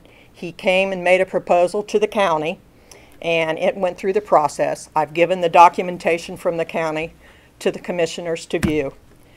He withdrew his petition eventually. He missed 2 meetings that were scheduled with the Zoning Commission. He didn't show. Stone Lake Township has a good current zoning resolution. I've worked on that zoning resolution for multiple years with the help of professionals, and we keep it upgraded according to the desire of the trustees. We have a good growth management plan. I'm concerned that maybe Owensville doesn't have a growth management plan or an economic development department because, as our trustee, Mrs. Stahl, stated, we see a lot of empty properties, a lot of empty houses, empty lots. There are room for development in Owensville. Get out there and solicit and get growth in Owensville. I'd love to see my village come back again. As a girl, I grew up there in the village, okay? So I provided the addendums and the pages necessary to the commissioners to view on our economic development plan from Stone Lake Township. It's my opinion that the Owensville zoning is who you are and who you know, and I've seen it happen many times. So this allows unfettered control in density, and it would harm our township. It would overwhelm our school district.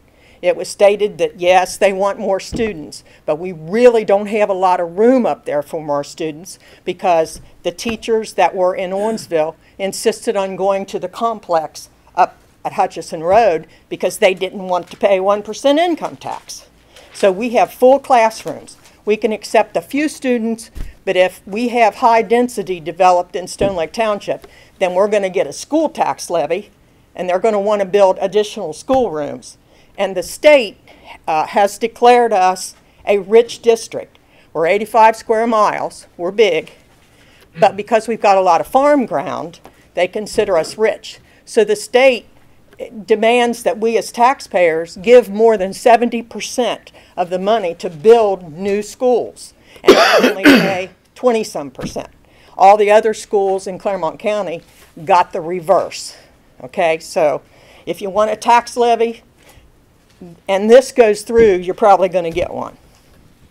ORC, Ohio Revised Code, 709.023.E.4 states, quote, the territory proposed for annexation shares a contiguous boundary with the municipal corporation in which the annexation is proposed for a continuous length of at least 5% of the parameter of the territory proposed for annexation. And I'll refer you back to our engineer's statement that it was 1-point-something%. It's the one little line by Park Bank on Jackson Pike. That's it. None of the rest of it is contiguous with the village. It is unknown what the plans are for the 2 larger pieces of this proposed annexation. If it's high density, it would definitely be a safety issue and a school issue. A Stone Lake Township resident, Steve West, who also is a generational person in Stone Lake Township, as I am. We've got 4 generations that have lived in Stone Lake Township. I requested a truck study, and he was gracious enough to perform that for me. And in one day, from about 5:30 in the morning until about 5 in the afternoon, he monitored the multi-axle trucks on 276, south and northbound. There were 769 trucks in one day. So tell me that isn't a safety issue if we have high-density complexes out there and every family's got at least 2 cars. So you know that the traffic generated by high density is going to affect the safety in our community big time. The packing plants on 276 do not want to be annexed. I feel sorry for those people that work there. They make approximately $10 an hour. So if you take 1% away from their income, they're liable to quit. Also, if this annexation takes place, I wouldn't be surprised if the packing plants don't close down and move to a different area, and we would lose them. So it's not a good thing. Just not a good thing at all.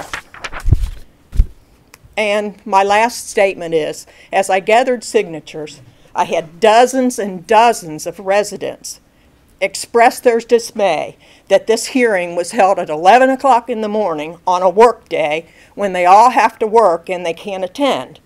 So I'm requesting a continuation of this meeting to an evening time and a place within the township more convenient for the residents. You will have time to reflect on the information that you've gathered today, and you can verify all that information and may have more questions should you not determine on this day that this annexation should not take place. I thank you.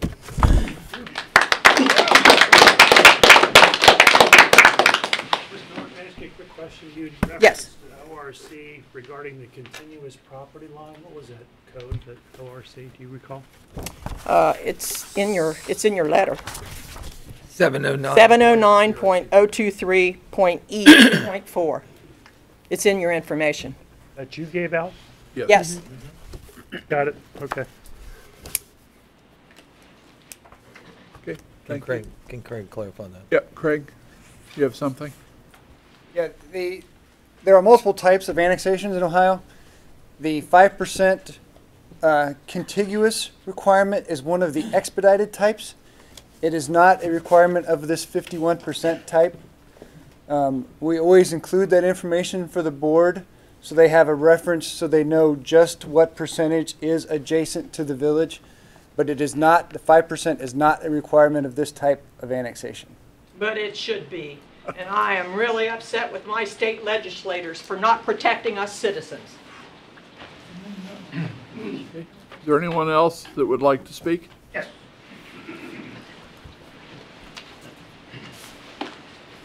My name is Kermit Beckworth Jr. I reside at 3134 Parkside Drive, Batavia, Ohio. I am a Stone Lake Township resident. I am also one of the 3 Stone Lake Township trustees. One of the issues that I'd like to address of Mr. Freeman, he was talking about the fire levy and the fact that Stone Lake Township gets around $106,000. I want to remind the board that that millage is applied evenly to residents of Stone Lake Township and to the village of Owensville, which we provide fire and EMS service to. Okay? So when his comment was that they only get $69,000 and we get $106,000, it's the way the levies are written, it's the way their taxes are, it's based on your evaluation of your property. So I don't think that's a fair statement to say that we're getting more than they are. We're getting an equal amount to cover our cost, which is barely covering the cost of fire and EMS services throughout Stone Lake Township. The issue of the trash, of the fact that they have a reduced rate, I think that applies only to residential properties. And if you look at the map there, you'll notice that most of this is vacant land.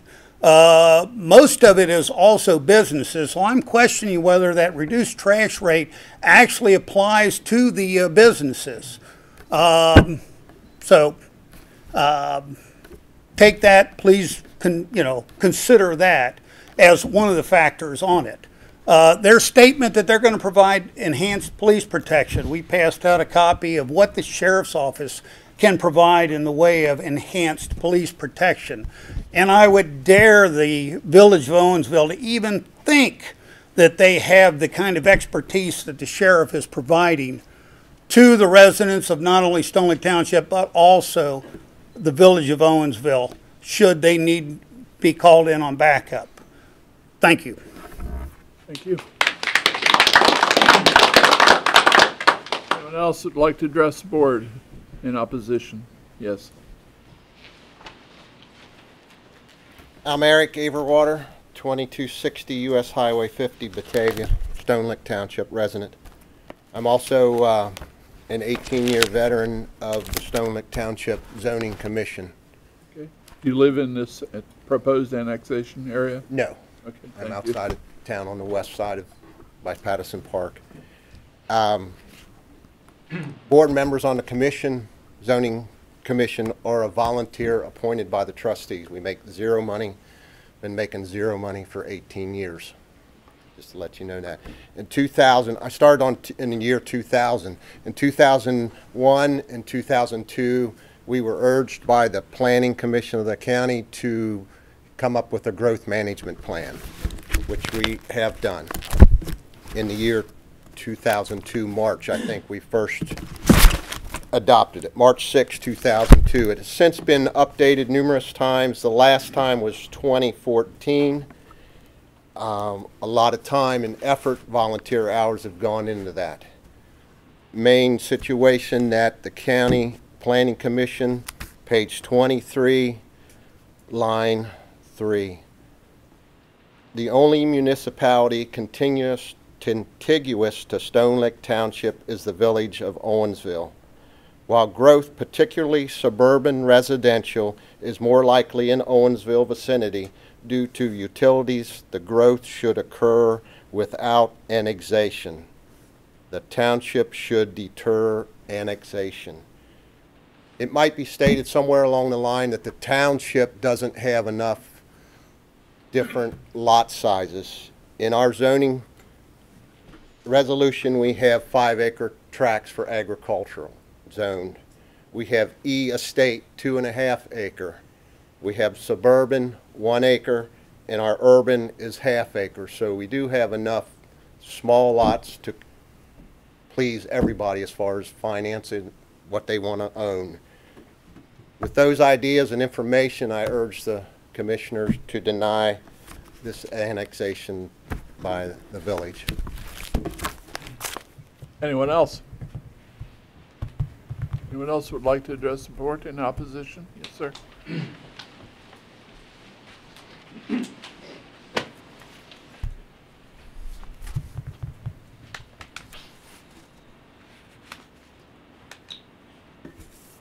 Jerry Glancy.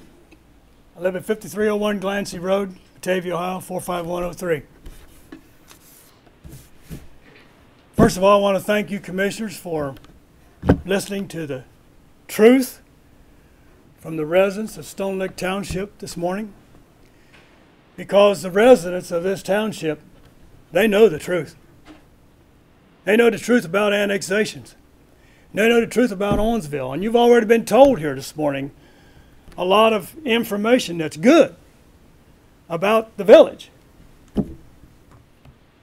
that they don't understand or that they can't provide. You've also been told good information about the township as to what it can do and what it can provide. All of the people in the residents, our area around Stone Lake Township, receive all their goods and services from either the township, the county, or the state. Sheriff Leahy and all his deputies do a fine job of patrolling our township and the village, I'm sure, when needed for backup. And they do a fine job of it. They support our schools, they protect our schools, they're there not 24 hours a day, but they're during school session. The deputies are at our schools. They're at all of our ball games, providing security and protection, that we can go to our ball games and feel safe in this, what kind of world do we live in today? What's going to happen next? We need good deputy sheriffs, and we got one. And I'm sure he's upset by the fact that the township is losing property to a village. And I'll tell you, Mr. Freeman makes this village sound so good, I think maybe we'll go to Indian Hill and see if somebody'd like to move over here. With all the opportunities that they have and all the good things going on, I'm sure. But the only problem with that is those folks in Indian Hill probably require a little bit more property than what they've got available here around each house. And we're a rural community. And we're a rural community for a reason. And I want to comment and commend the people in the zoning and all this department in our township who have put together a growth management plan. And as you was told, we're not against growth management. We just want it controlled. We don't want overdevelopment. It's what these petitioners to this so-called annexation are out to do. It's going to be overdevelopment. It's going to overload the infrastructure that's in place around here. And then what are you going to do about that? Who's going to provide the money to increase and update the infrastructure when they ruin it? And I hear people all the time say, Owensville and Eastgate are the worst two places to get through. Once I get through them two areas, I feel like I can get home. Do we really want to be associated with Eastgate? The mess that's over there and traffic concerns. I realize they're working on the road now, but it wasn't any better before they started working on the road. And you're going to have the same thing here on these major highways, which are state highways, 276, Route 50 that are leading, 132, that are leading into Owensville. These highways are going to be congested worse than they are now. And I find it interesting also that several of these petitioners that have come want to get in this annexation, do they even live in a township? I mean, I'm asking the question. Does anybody live in a township outside of possibly Mrs. Ruslow? Does anybody know? That's a question. Stay with me. I'm going somewhere here. You know, it's a fact. They ain't going to sit in this traffic and all this bother and put up with the overrun infrastructure. They don't even live here. But they see a pot of gold somewhere at the end of the tunnel, and that's what Owensville Village is going for. Just a year and a half ago, well, before I say that, let me say this. If a village is interested in really growing the village, which they're not, wouldn't you go out both sides of a highway? They went out 1.5 miles out east on Route 50 on the north side only. Really? What about all them houses on the south side of Route 50? What about all these houses on 276 on the other side of the road from this annexation? You don't want them people? You've already got a scenario like this down west of 50, but on Route 50, where part of the village is in. On the other side of the road, it's not the village. And the people have already concerned their concerns and expressed their concerns about the state, about your problems with traffic control, speed limits. Why start up all these problems? You done got one west of town coming into town, where it ought to be 35 coming in and 55 going out. And if you'll notice, the 55-hour speed limit is right dead across from the village limit sign. So the state's saying you can go 55 from here on, but until you get there, you might want to watch out because, I don't know, even though the other side's not Owensville, they may be watching. That the kind of stuff you want on 276? And how many in and out of corporation signs are we going to have on 276? I go around the countryside and see these opportunities happening in corporation. A few more feet later, out of corporation. Another 1/4 mile down the road, in corporation. It's only because people aren't paying attention. But I'll tell you what, the people in this township are paying attention, and they know the truth. And they know what the consequences of these annexations are going to be. And they ain't good. They ain't good at all. And I'd like to ask Mr. Freeman, he said that nobody in this petitioners has come to him and asked, or come to the council and asked for permission to annex in. Really? Is Mr. Freeman still here? I don't believe I said that. How's that? I don't believe I made a statement of that such. Oh, I think you just said that, it's on record here probably, that none of these petitioners petitioned the village to annex in.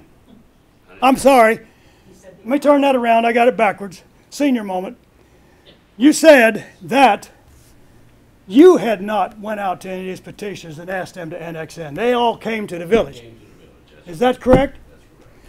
Well, you must have changed, excuse me.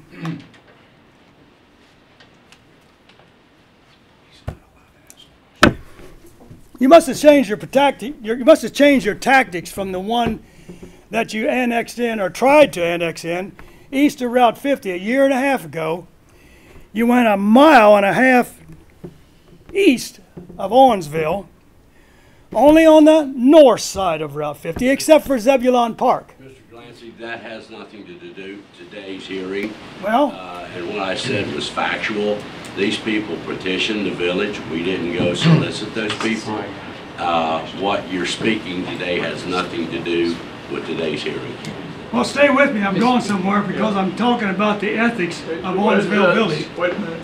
Excuse me, but your direction is to the county commissioners. There's no chat between people here. I'm sorry. You can't ask questions of the audience. They can't respond to you. You're talking to the Board of County Commissioners, so please, please focus. Okay, thank you. But I did ask the question to the Chief of Police, but I realize today he's just part of the audience. I'm sorry. It's okay. You're fine. But I'm going somewhere with this because I'm questioning the credibility of the village in their tactics of going after annexations. They even told my neighbor down there that he didn't even own his driveway coming out on Route 50 because he would have been opposed to annexation at that time. Do you know anybody that has a driveway comes out on Route 50 that they don't own it? You pay taxes to the center of the road, as far as I know. They left one man out there, but he couldn't vote no on it at the time because he didn't even own his own driveway. Really? That's the kind of tactics that they would go for to try to gain acceptance. So I just want to say today that thanks again for listening to the truth. And I definitely recommend that you deny and stop this annexation today. The Holy Bible says the love of money is the root of all evil. And I'm seeing a lot of love here today of money. And while we're talking about the Lord, since our founding fathers incorporated God's principles in finding this great nation, maybe we ought to take a look at that. Thank you. Thank you.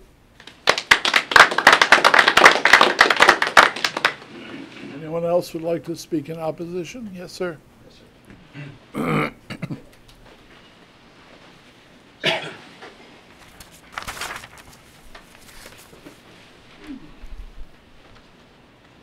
My name is Larry Cornett. I live at 5090 State Route 276, Batavia, Ohio. I'd like to thank the commissioners for having this public hearing here today and hearing the concerns of everyone.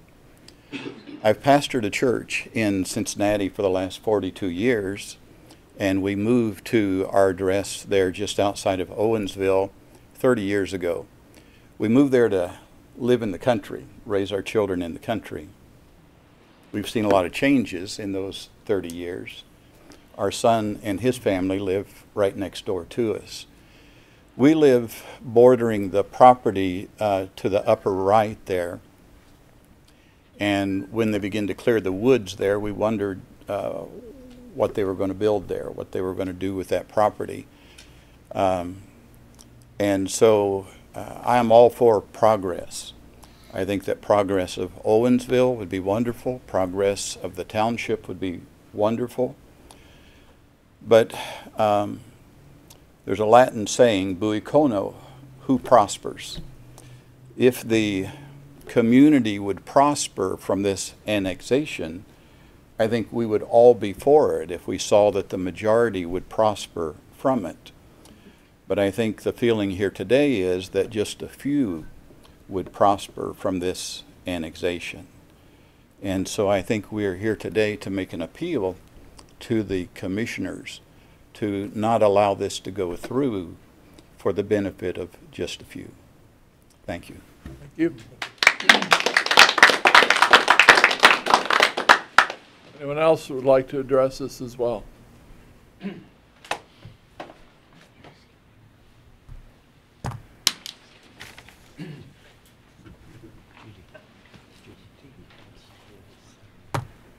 My name is James Miller. I live at 5287 Brushy Fork Road, Batavia, Ohio. I just have one short comment. I'd like for everyone to look at the map.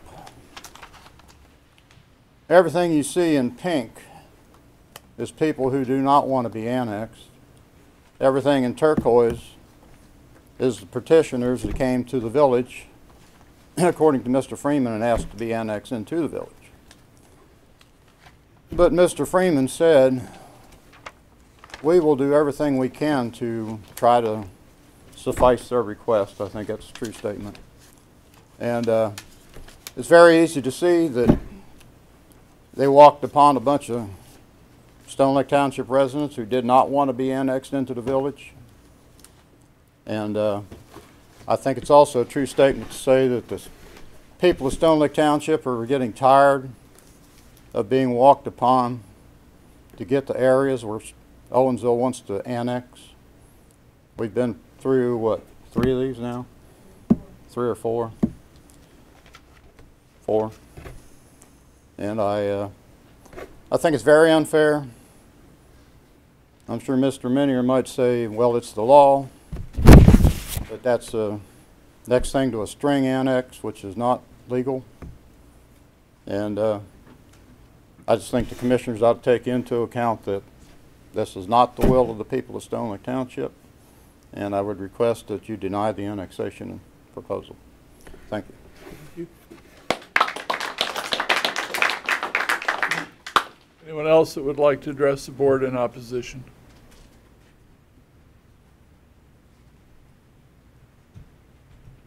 Okay.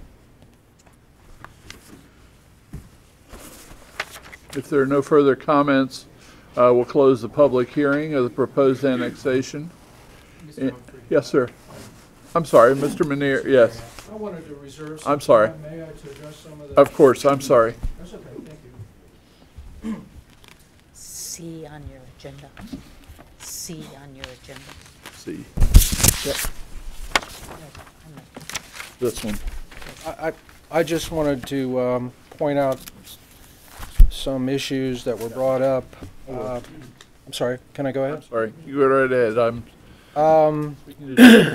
As I indicated, I've been doing annexations for 40 years, and it is a statutory process. It's a legal process. It's set out in the revised code, and some issues that were brought up today, while being very concerning about the good folks here who are in opposition to it, just aren't legal justifications for being turning down an annexation. Regarding the speed limit, and this is an issue I'm dealing with now in Milford, you can always raise the speed limit without ODOT permission, but to lower speed limits you do have to get their permission. You have to file an application. There has to be a traffic study. So that's all up to ODOT.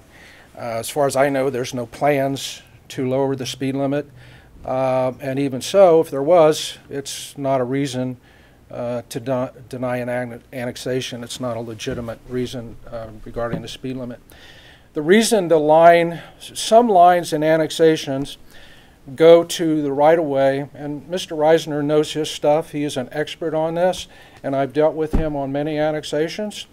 And what he says you can take to the bank, but on some annexations the line goes to the right-of-way, and some annexations it goes to the middle of the road. For example, in Milford we did an annexation a long time ago from the interstate down to the property line, which was, if you're familiar with the copper blue, all the way down there. Part of the property line goes to the middle of the road, so we didn't, and it's still that way today. Half of the 28 is still in Miami Township, half of it's in Milford. Now the way you resolve that is you arrange with police protection, we protect the whole property line, the whole road. As far as snow removal and maintenance, we assumed control over that, the maintenance of that, so we maintain that. Miami Township does not. And that's what happened here. So So in the cases, sometimes it goes to the middle, sometimes it goes to the right-of-way. On the Section 8 housing, from previous experience, I can tell you that that's not something that the federal government likes people to vocalize.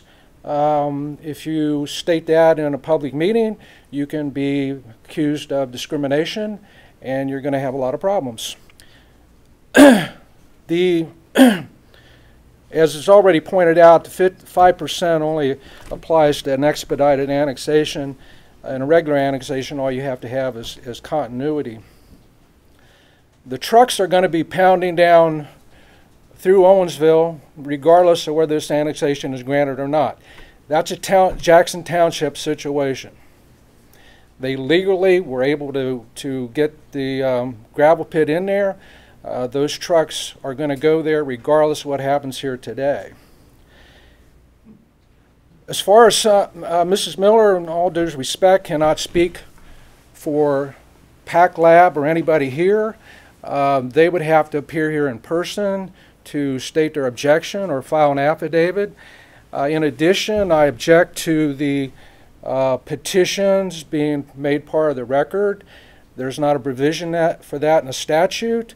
Anything has to be either presented by testimony at the hearing, or it has to be in the form of an affidavit, which has to be submitted at least 15 days before the hearing. I do not have an opportunity to question any of these people. I don't know if they're adjoiners or people outside the township even. I have no idea who they are, so I object to them being part of the record. And I've always had a problem. This is my fourth annexation for Owensville. And I've always had a problem with the complaint about police protection. What is the harm of having, that's what enhanced means.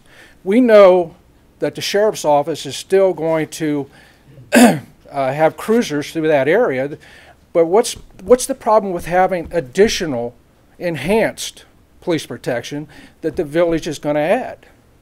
Does it make sense to complain that there's too much police protection? So I never did understand that situation. Another thing I've never been able to understand after 40 years of doing this is why presume to tell somebody what's best for their own property? That's why these people being annexed, this is their property, this is what they wanted to do. Why would somebody presume to tell them what's best for their own property?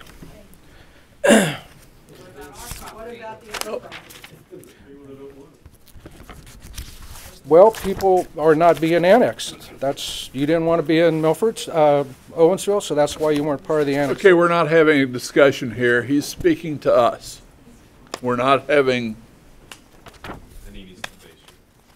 A couple other points. And I talked to Mr. Corbett, Taylor Corbett, this morning, and I also exchanged a fax with him. He did amend his report to the board, and from what I don't want to speak for him, his memorandum speaks for itself.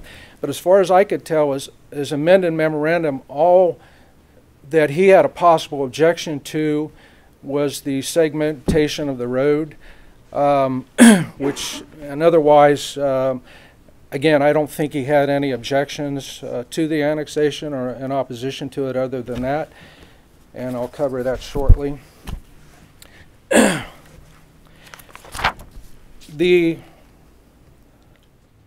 fact that there is an income tax in the village is not a legal consideration that can be considered by the board for turning down an annexation. That's a Supreme Court case. It's of log standing.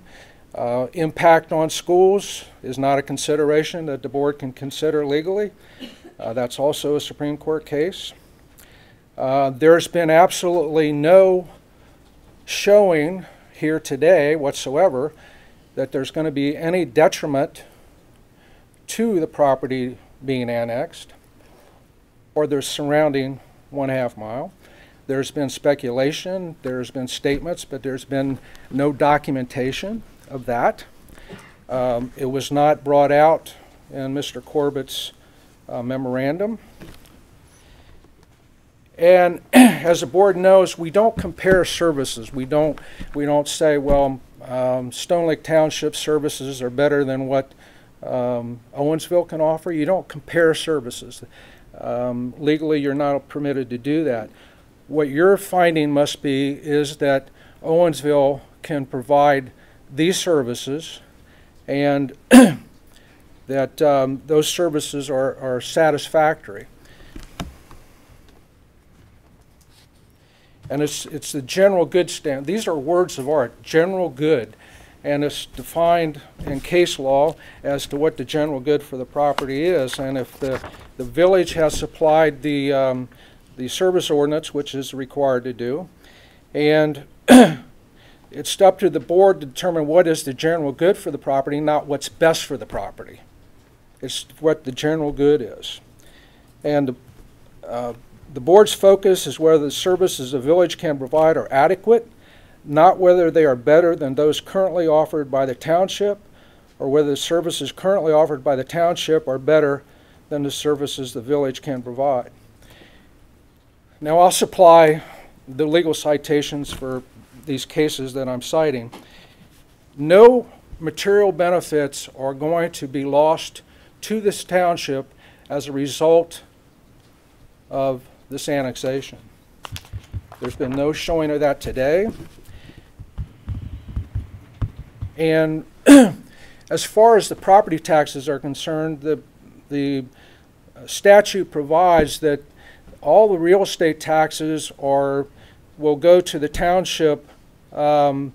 It's based on a 12-year declining proportion that's available to the township. And so for the first 12 years, a portion of the real estate taxes will continue to inure to the township, and after the village will not get the real estate taxes until after that 12-year period. I heard a lot of speculation about development. Development is not a sufficient reason to deny an request for annexation, and that's a Supreme Court case from 2004, Smith versus Granville trustees. So you cannot turn an annexation down because of any development, and as far as I know, all it is speculation that there might be some development down the future.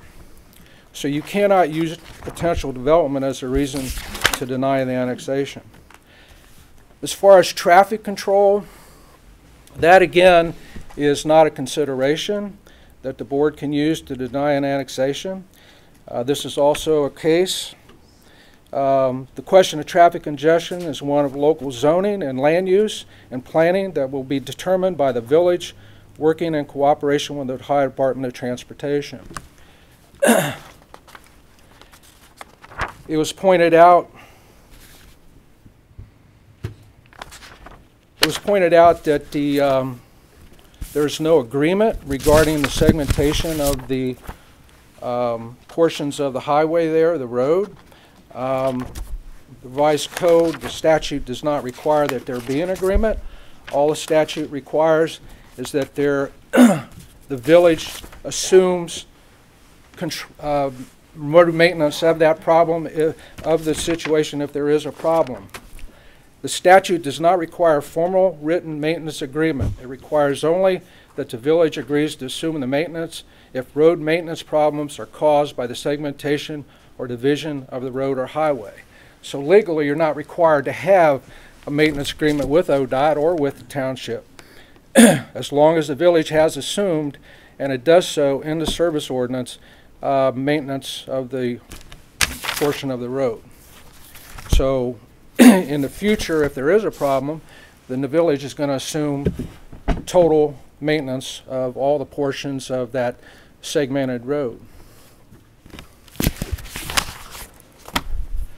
So having done this for so long, I think of all the annexations I've done, and it's probably in excess of 40 maybe, except for maybe a handful, maybe one or two. I've always had opposition to the annexation. I think it's natural. People don't like change. I have the property next to my house where I live because I didn't want anybody to build a lot on it. So that's a natural feeling, but there has to be growth, there has to be progress, and what we have to understand is when Owensville grows, the township benefits. And I can understand the feeling. We don't want any change, but we have to follow the law, and the law is that we have complied with every statutory requirement, and that the annexation should be granted. Thank you, John. You've said you've done 3 other annexations in Owensville? Excuse me? You said this is your 4th annexation in Owensville. You've Yes. 3 prior to this.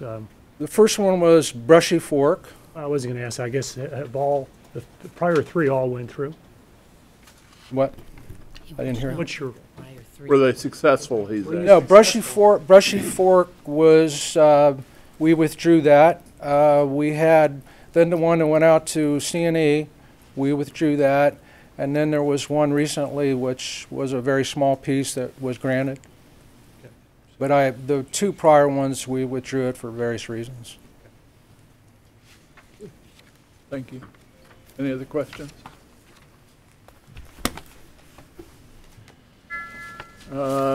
Judith, we have comments or correspondence received relative to the proposed annexation? Right. For the record, the board has received the certifications from the county auditor regarding the signatories of the properties or non-signatories of the properties contained within the petition. We have received the county engineer's formal report as presented today. We've received the report of the Department of Community and Planning Development as modified. And we've received some affidavits from some of the signatories to the petition indicating they're in favor of, they were not present today, but they were in favor of the annexation for which they have signed the petition. Okay. And we received petitions. Those would be considered comments or correspondence, wouldn't they? They were presented today from Faye Miller today, and as well as I'm going to guess it's a fact sheet presented by Trustee Stahl from the Clermont County Sheriff's Office. There was an objection from the submission of those petitions, Alan. Sorry. I heard that, but There was an objection to the submission of the petitions. Alan? 30 days from today. To answer that question. all righty. Yeah, I believe it would need to have been submitted in advance, and there is the right of the petitioners basically to cross-examine the evidence, or in effect, to verify the validity of that, so. I'll provide copies of them. So it wouldn't be considered correspondence that we received, and we could consider it simply correspondence or not? As received. You could consider correspondence received. Whether you're going to view that as evidence, I think, is the question. Okay.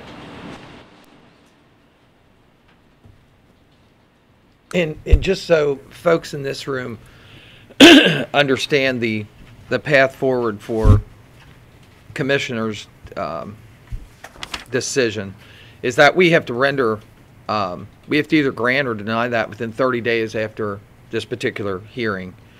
And that requires us to pass a resolution and make a determination whether the requirements of A1 through 6 of 709.033 has been complied with. And I just want to make sure you understand what's in that particular revised code section, is that we have to determine if the petition meets all the requirements set forth and if it was filed in a manner provided per section 709.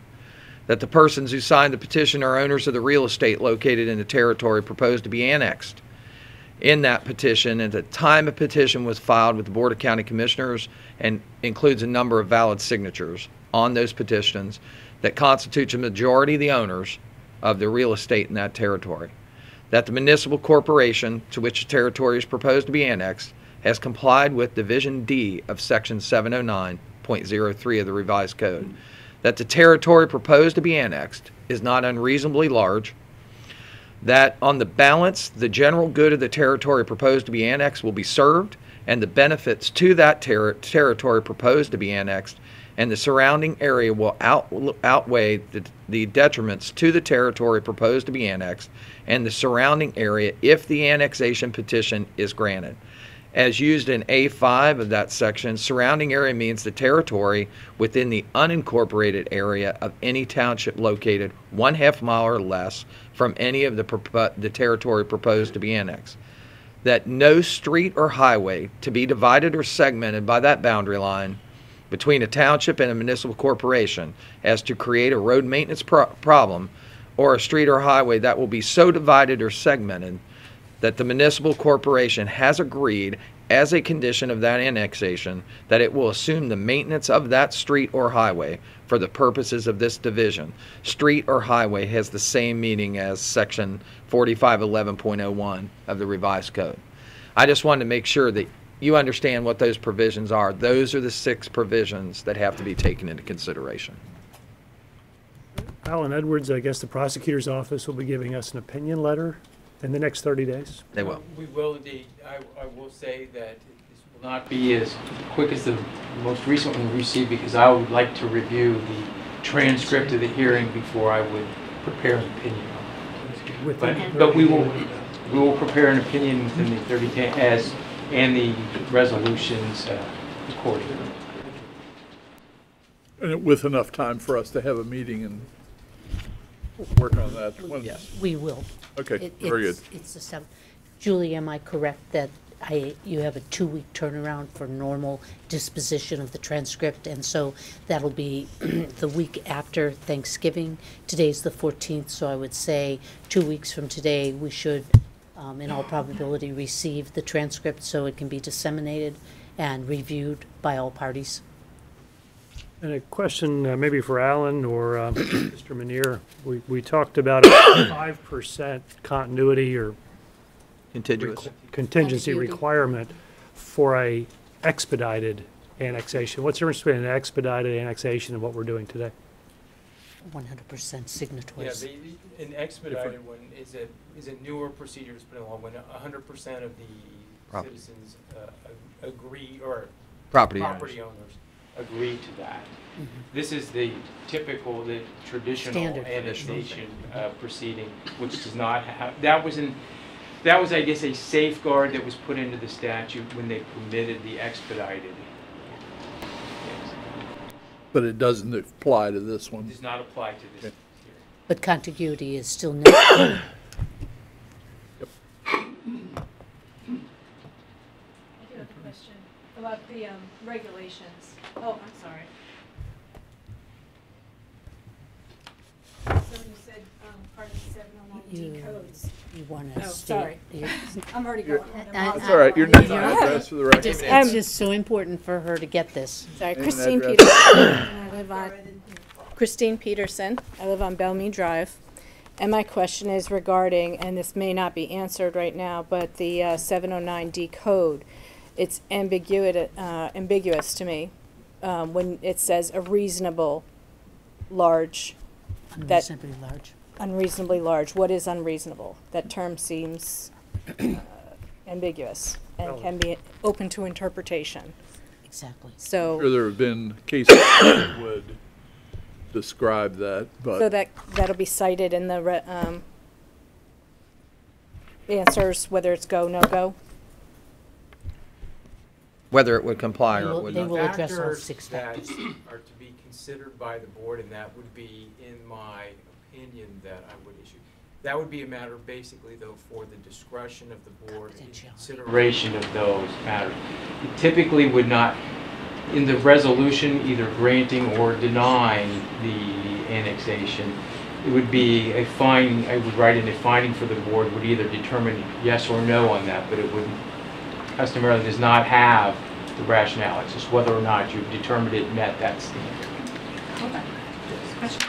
Thank you.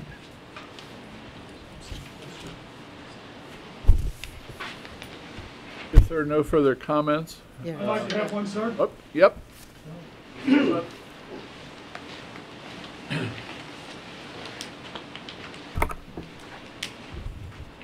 Jerry Glancy, 5301 Glancy Road, Batavia, Ohio. I'd first of all have to ask the board to strike from the record Mr. Minier's statements about Milford and Miami Township, because it has nothing to do with what's going on here in Stone Lick.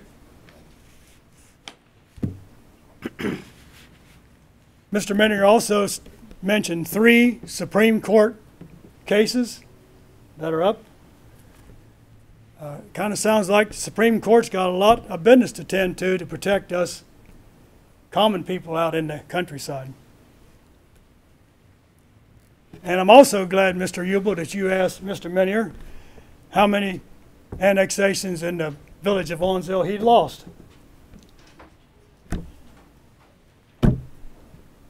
2.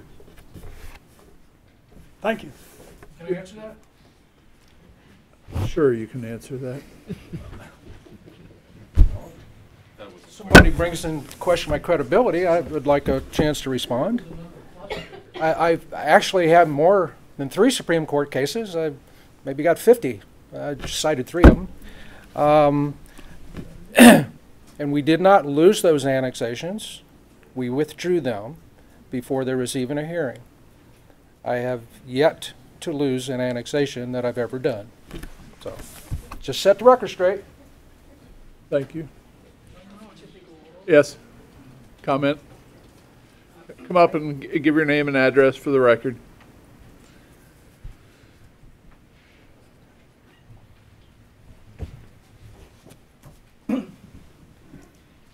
Stephen Einson, that's Stephen with a PH, EINSON, 5429 Bellamy Drive, Batavia. I believe Mr. Freeman said that if you are retired, there would be no income tax if you were incorporated into Owensville. So my question is that no income tax at all, or is there a limit? You know, $40,000 and then you pay a tax or whatever. Is there any graduation in that statement? Do I interpret that as no income tax independent of your income? I can answer that. You want me to answer that? It's up to Sure, go right ahead. Sure. It's an earnings tax that only the people that are going to be part of the annexation will be subject to. It's not a tax on retirement income for retired people. So if that's what your question is, it's just a standard normal income tax, municipal income tax that they have now in the village. It's 1%. That's unclear. Would you say if you are retired, you're not working? So all your income... It's an earnings income tax, which means they only are taxing their earnings that you earn as a result of working. Mm-hmm. So all income? Income tax. Earnings income. Mm-hmm. Right, but just to be sure... Whatever you make from your retirement or Social Security or... that's not taxable. That's all sheltered. Anyone else? Anyone else? If there are no further comments, I will close the public portion of the hearing on the proposed annexation and indicate that the disposition of the petition for annexation will be within 30 days of this public hearing pursuant to and in compliance with section 709.033 of the Ohio Revised Code. Do I have a motion to adjourn the public hearing? So moved. Second. Mr. Ubel? Yes. Mr. Boehner? Yes. Mr. Humphrey? Yes. Sure, we have a short recess and then we'll come back to our agenda that was in progress. So Mr. Eigel suggested we go into executive session and then come back and finish up our agenda, and I'm in agreement with that. So do we have a motion to go into executive session under 121.22 G1 of the, and G3 of the Ohio Revised Code to consider the appointment, employment, dismissal, discipline, promotion, demotion, or compensation of one or more public employees, and second, to confer with the prosecuting attorney regarding pending and imminent litigation, respectively. So moved. I'll second that motion. Discussion? Roll call? Mr. Painter? Yes. Mr. Ubel? Yes. Mr. Humphrey? Aye. We'll be back. We're back from executive session. No decisions were made. And we're back to our regular agenda starting on item 19. And Tom? Item 19 is a recommendation to execute record plat number 6293095, Town of Goshen subdivision replat of lot numbers 196 and 197. Okay. Do we have a motion for the replat of plat number 629-3095? So moved. I'll second that motion. Discussion? Mr. Painter? Yes. Mr. Ubel? Yes. Mr. Humphrey? Aye. Item 20. Item 20 is a recommendation to execute record plat number 6293096, Mamie Clipper subdivision replat of lot number 13. We have a motion to execute the record plat as contained in item 20. So moved. Second. Mr. Ubel? Yes. Mr. Painter? Yes. Mr. Humphrey? Aye. Item 21. 21 is a recommendation to authorize Commissioner Humphrey to execute satisfactions of mortgage and authorize the recorder to release the mortgage's record for the properties at 3460 Clover Road and 6964 Goshen Road. Okay, do we have a motion to execute the satisfaction of mortgages and other items contained in item 21? So moved. I'll second the motion. Mr. Painter? Yes. Mr. Ubel? Yes. Mr. Humphrey? Aye. Item 22. 22 is a recommendation to appoint Hannah Lubers to represent the county on the East Fork Little Miami River Watershed Collaborative Executive Committee for fiscal year 2019. Okay, do we have a motion to appoint Hannah Lubers? I will gladly make the motion to appoint Hannah Lubers as referenced in item 22. Second. Mr. Ubel? Yes. Mr. Painter? Yes. Mr. Humphrey? Aye. 23. 23 is a recommendation to authorize Commissioner Humphrey to execute a letter of intent to renew the management agreement with First Transit to manage the operation of the public transit system in Clermont County for the period of January 20th, 2019 through January 19th, 2020. And this represents the first of 2 additional 1-year renewal options. So this is just the letter of intent. The contract will be forthcoming. Okay, do we have a motion to execute the letter of intent contained in item 23? So moved. I'll second the motion. Discussion? Roll call? Mr. Painter? Yes. Mr. Ubel? Yes. Mr. Humphrey? Aye.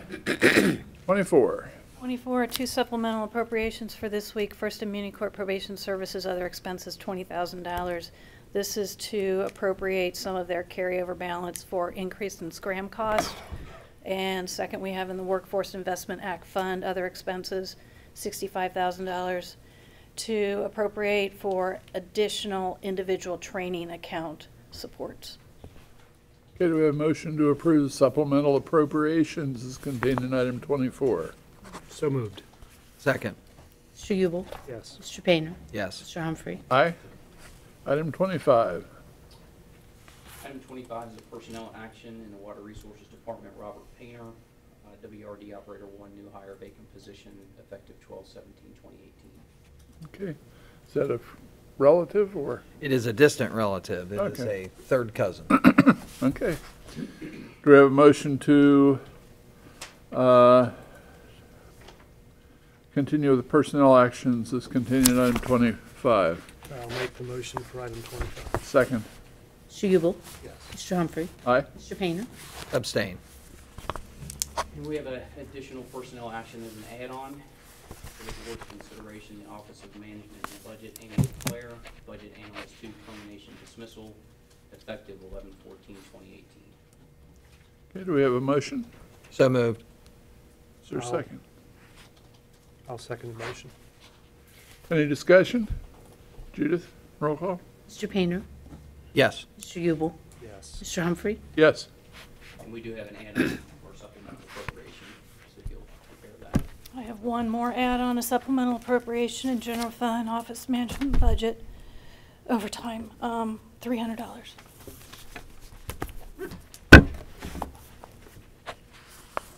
Do we have a motion to approve the supplemental appropriation? So moved. I'll second the motion. Discussion? Mr. Judith? Painter? Yes. Mr. Ubel? Yes. Mr. Humphrey? Aye.